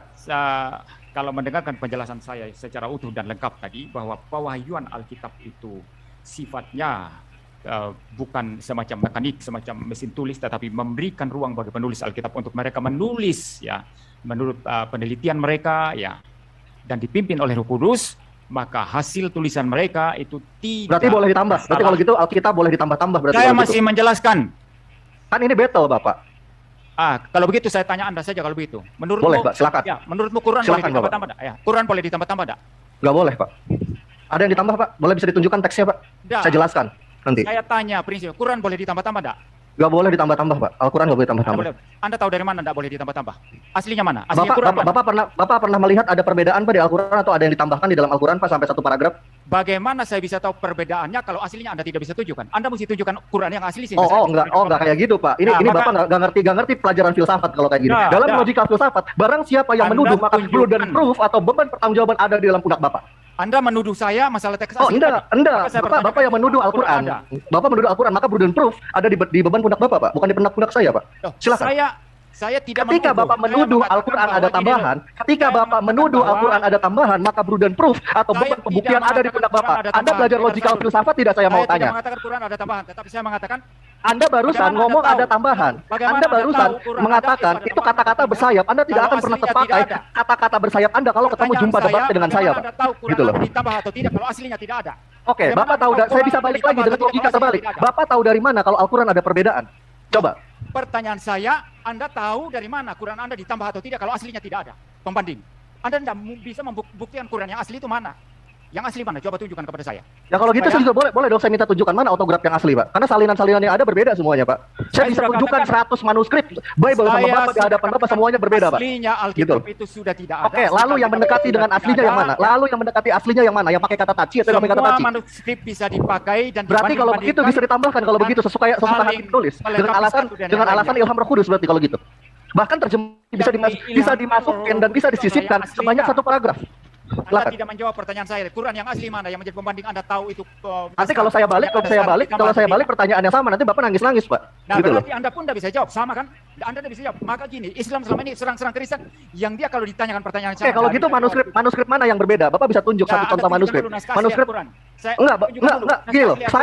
Ketika saya memberikan sebuah persoalan pada Pak MYM yang terhormat ya, Pak MYM saya suguhkan kepada manuskrip yang ada sekarang. Pak MYM mempersoalkan hal yang persoalan balik. Iya, Pak MYM mempersoalkan hal yang sama, tapi tidak mampu menunjukkan manuskrip Al-Quran satu pun di hadapan saya. Itu namanya tidak akademis. Makanya saya bingung gitu loh. Ini sebenarnya Pak MYM ini seorang akademisi atau bukan gitu loh. Ketika Bapak berbicara tentang tekstual atau tentang manuskrip, maka Bapak harus menunjukkan buktinya dulu.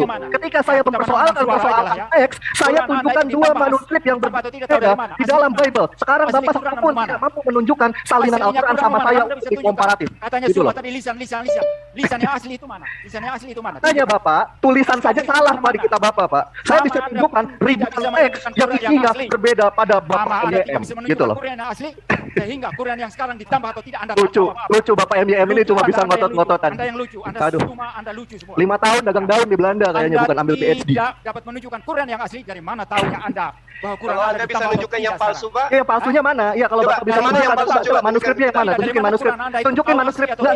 Tunjukin manuskrip Al-Quran yang ada dan berbeda mana, Pak? Coba Bapak tunjukkan. Iya, kalau saya malam kali ini, saya walaupun autograf, kitab itu nggak ada, saya bisa tunjukkan 2 Bible, salinan Bible yang berbeda dan Yunani. Sekarang saya mau tanya sama Bapak, kalau Bapak mau mengatakan bahwa Al-Quran ini ada yang palsu, maka mana salinan Al-Qurannya? Tunjukkan dua sebagai sampel komparatif.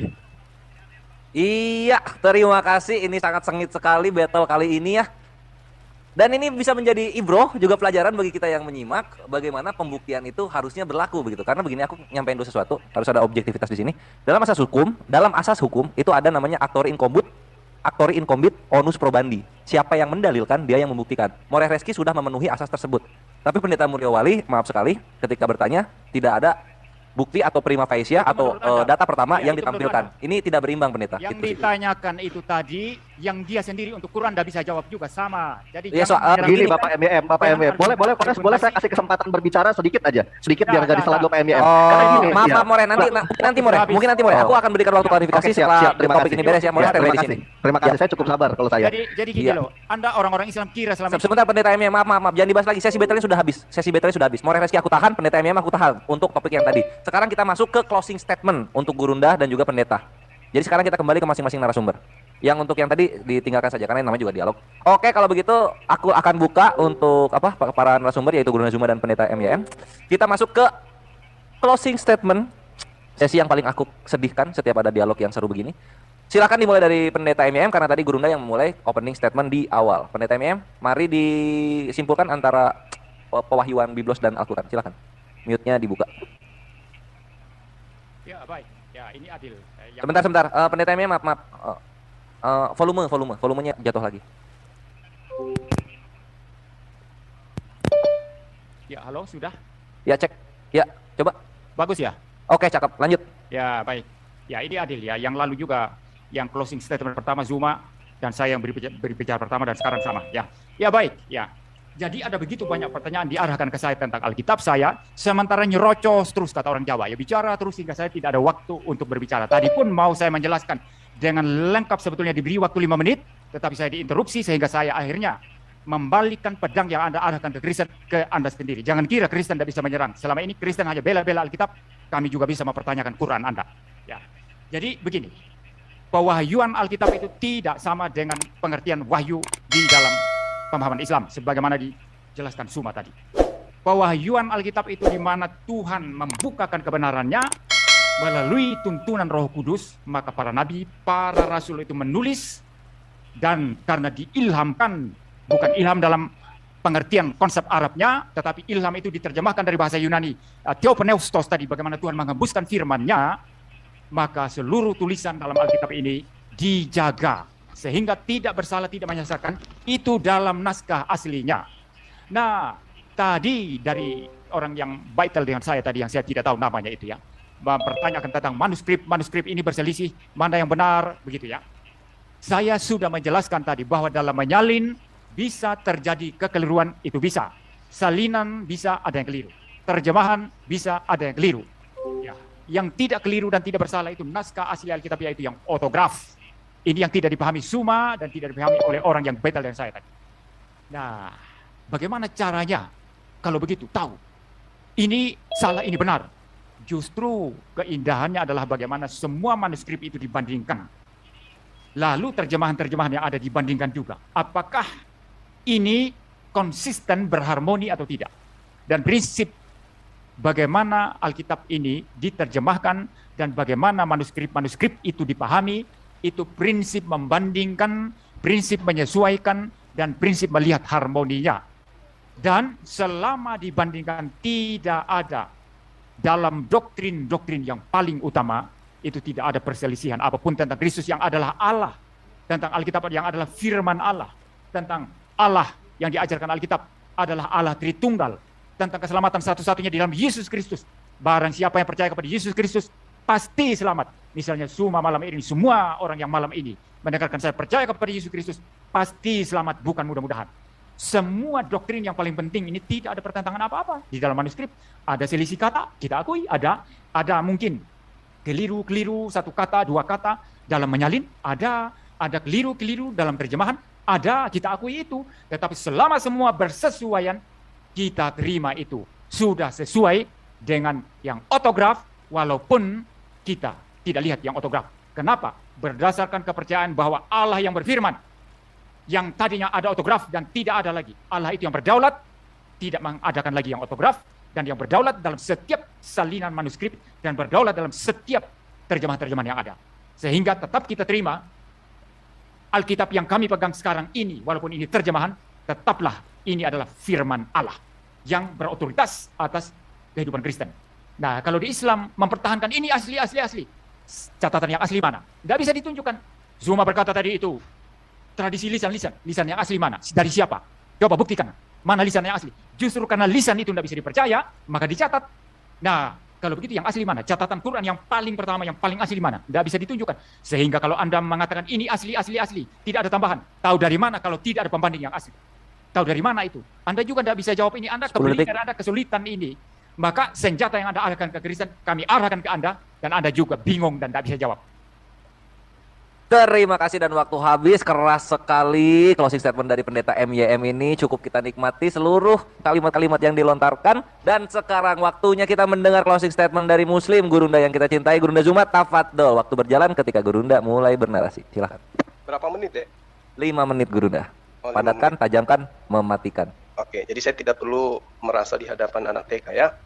Jadi gini, saya mengatakan bahwa kalau ada yang percaya kepada Yesus, 100% pasti sudah menjadi mu'alaf. Karena kalau Yesus itu di dalam cerita-cerita yang dituliskan kemudian oleh kitab Kisah Para Rasul menerangkan bahwa Yesus itu menuturkan pengajaran dengan menggunakan bahasa Ibrani. Sementara kitab original teks yang mereka punya hanya menggunakan bahasa Yunani. Berarti pengajaran ini sudah menyalahi daripada konsep kebenaran secara akademisi.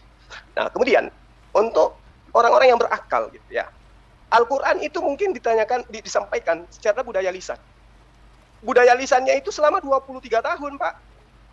Alhamdulillahirrabbilalamin, dilantunkan semua oleh para sahabat dan tidak ada kiamat di situ. Sahabat memiliki anak, memiliki murid juga melantunkan hal yang sama.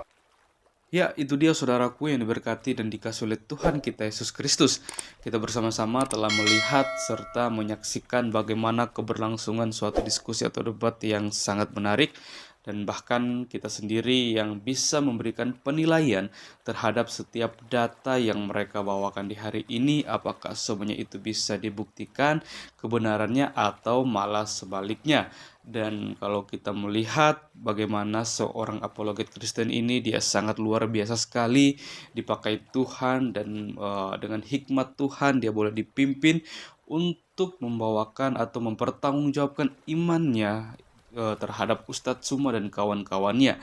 Bahkan dia juga bisa mematahkan setiap tuduhan liar, bahkan argumentasi, bahkan data bodong dari seorang Ustadz Zuma, yang dimana memang Ustadz Zuma ini tidak pernah henti-hentinya untuk membahas tentang kekristenan, tidak pernah henti-hentinya untuk mencomot-comot ayat Alkitab dan kemudian dia tafsirkan sesuka hatinya, dan bahkan hal itu dia jadikan untuk menyerang iman Kristen, yang dimana pada dasarnya ketika dia mencomot ayat Alkitab, ketika dia mentafsirkan Alkitab, semuanya itu pasti jauh atau lari dari maksud dan tujuan penulisan ayat tersebut. Karena apa ya? Karena memang Ustadz Zuma ini ketika dia mencomot Alkitab, ketika dia mendalami ayat tersebut, bukan untuk mencari tahu apa sih sesungguhnya yang dimaksudkan oleh ayat ini, apa sih tujuan ayat ini dituliskan untuk siapa dan kepada siapa, seperti itu. Malah dia hanya membaca dan kemudian dia tafsirkan sesuai dengan pemikirannya sendiri tanpa dia menggali lebih dalam untuk mencari tahu maksud dan tujuan dari ayat tersebut, seperti itu. Sehingga ketika dia hanya mentafsirkan sesuai dengan pemikirannya sendiri, dengan sesuka hatinya sendiri, sehingga hal itu akan jauh atau lari dari maksud dan tujuan dari penulisan ayat tersebut, sehingga hal itulah yang sering kali dia gunakan untuk menyerang iman kekristenan, untuk melontarkan setiap tuduhan-tuduhan liar yang itu sama sekali tidak berkaitan dengan ayat tersebut atau maksud dari ayat tersebut, seperti itu. Karena kalau kita lihat contohnya, ketika Ustadz Zuma berdiskusi dengan apologet Kristen, pasti ada salah satu ayat yang menjadi ayat favorit yang selalu dia singgung di dalam suatu diskusi atau debat, yaitu tentang pengajaran sesat, yang dimana Ustadz Zuma mengatakan bahwa ini pernyataan Tuhan Yesus, barang siapa manusia yang mau menuhankan Yesus, mereka termasuk atau tergolong orang-orang sesat, seperti itu. Padahal dari judulnya saja itu suatu peringatan bahwa nanti akan datang suatu saat nanti, sekarang ini pun itu sudah ada, bagaimana begitu banyak orang mengatasnamakan Yesus untuk mencari kepentingannya sendiri, untuk kepentingannya pribadi, seperti itu, menggunakan nama Yesus untuk kepentingannya sendiri. Ya, sama halnya dengan, ya kalau kita melihat ya, begitu banyak orang ketika mereka berdiskusi, ya pasti mencari sesuatu hal untuk kepentingannya sendiri, seperti itu ya. Ya sama halnya juga tentang pengajaran sesat ini seperti itu. Dan Kolompe ya, seandainya Ustadz Suma, sebenarnya sih kalau saya pikir Ustadz Suma ini kalau dia memang orang yang sangat cerdas dan pintar, dia pasti akan mengetahui maksud dan tujuan dari pengajaran sesat yang diajarkan oleh Yesus Kristus seperti itu. Karena kalau dia membaca konteks sebelum dan sesudah dan keseluruhan ayat itu, pasti dia akan mengerti apa yang dimaksudkan oleh Yesus tentang perkataannya itu. Seperti itu ya. Tapi yang namanya kalau hanya untuk mencari kepentingan sendiri seperti yang saya bilang tadi ya, kita tahu sendirilah ya, dan kita sendirilah yang bisa menilai seperti itu. Dan ya, kita berharap kita hanya bisa berdoa supaya suatu saat nanti firman Tuhan yang dipelintir, yang ditafsirkan secara liar itu bisa mengubahkan kehidupan Ustadz Suma dan membuat Ustadz Suma boleh melihat bagaimana keselamatan anugerah yang diberikan oleh Allah melalui Yesus Kristus untuk kita umat manusia yang berdosa ini. Dan kita berdoa untuk teman-teman para apologet Kristen di luar sana yang terus berjuang untuk meluruskan setiap tuduhan-tuduhan liar, untuk memproklamirkan kebenaran, kabar baik, kabar sukacita itu kepada setiap orang, supaya melalui hal ini banyak orang yang boleh dibukakan hatinya, pikirannya, bahkan banyak orang yang boleh melihat bahwa keselamatan yang sejati hanya ditemukan dalam Yesus Kristus, sehingga mereka boleh mengambil keputusan untuk percaya kepada Yesus Kristus sebagai satu-satunya Tuhan dan Juru Selamat dalam kehidupan mereka. Oke, baik teman-teman. Mungkin sekian video kita di hari ini. Sampai berjumpa di video-video saya yang selanjutnya, dan kiranya Tuhan Yesus memberkati kita semua.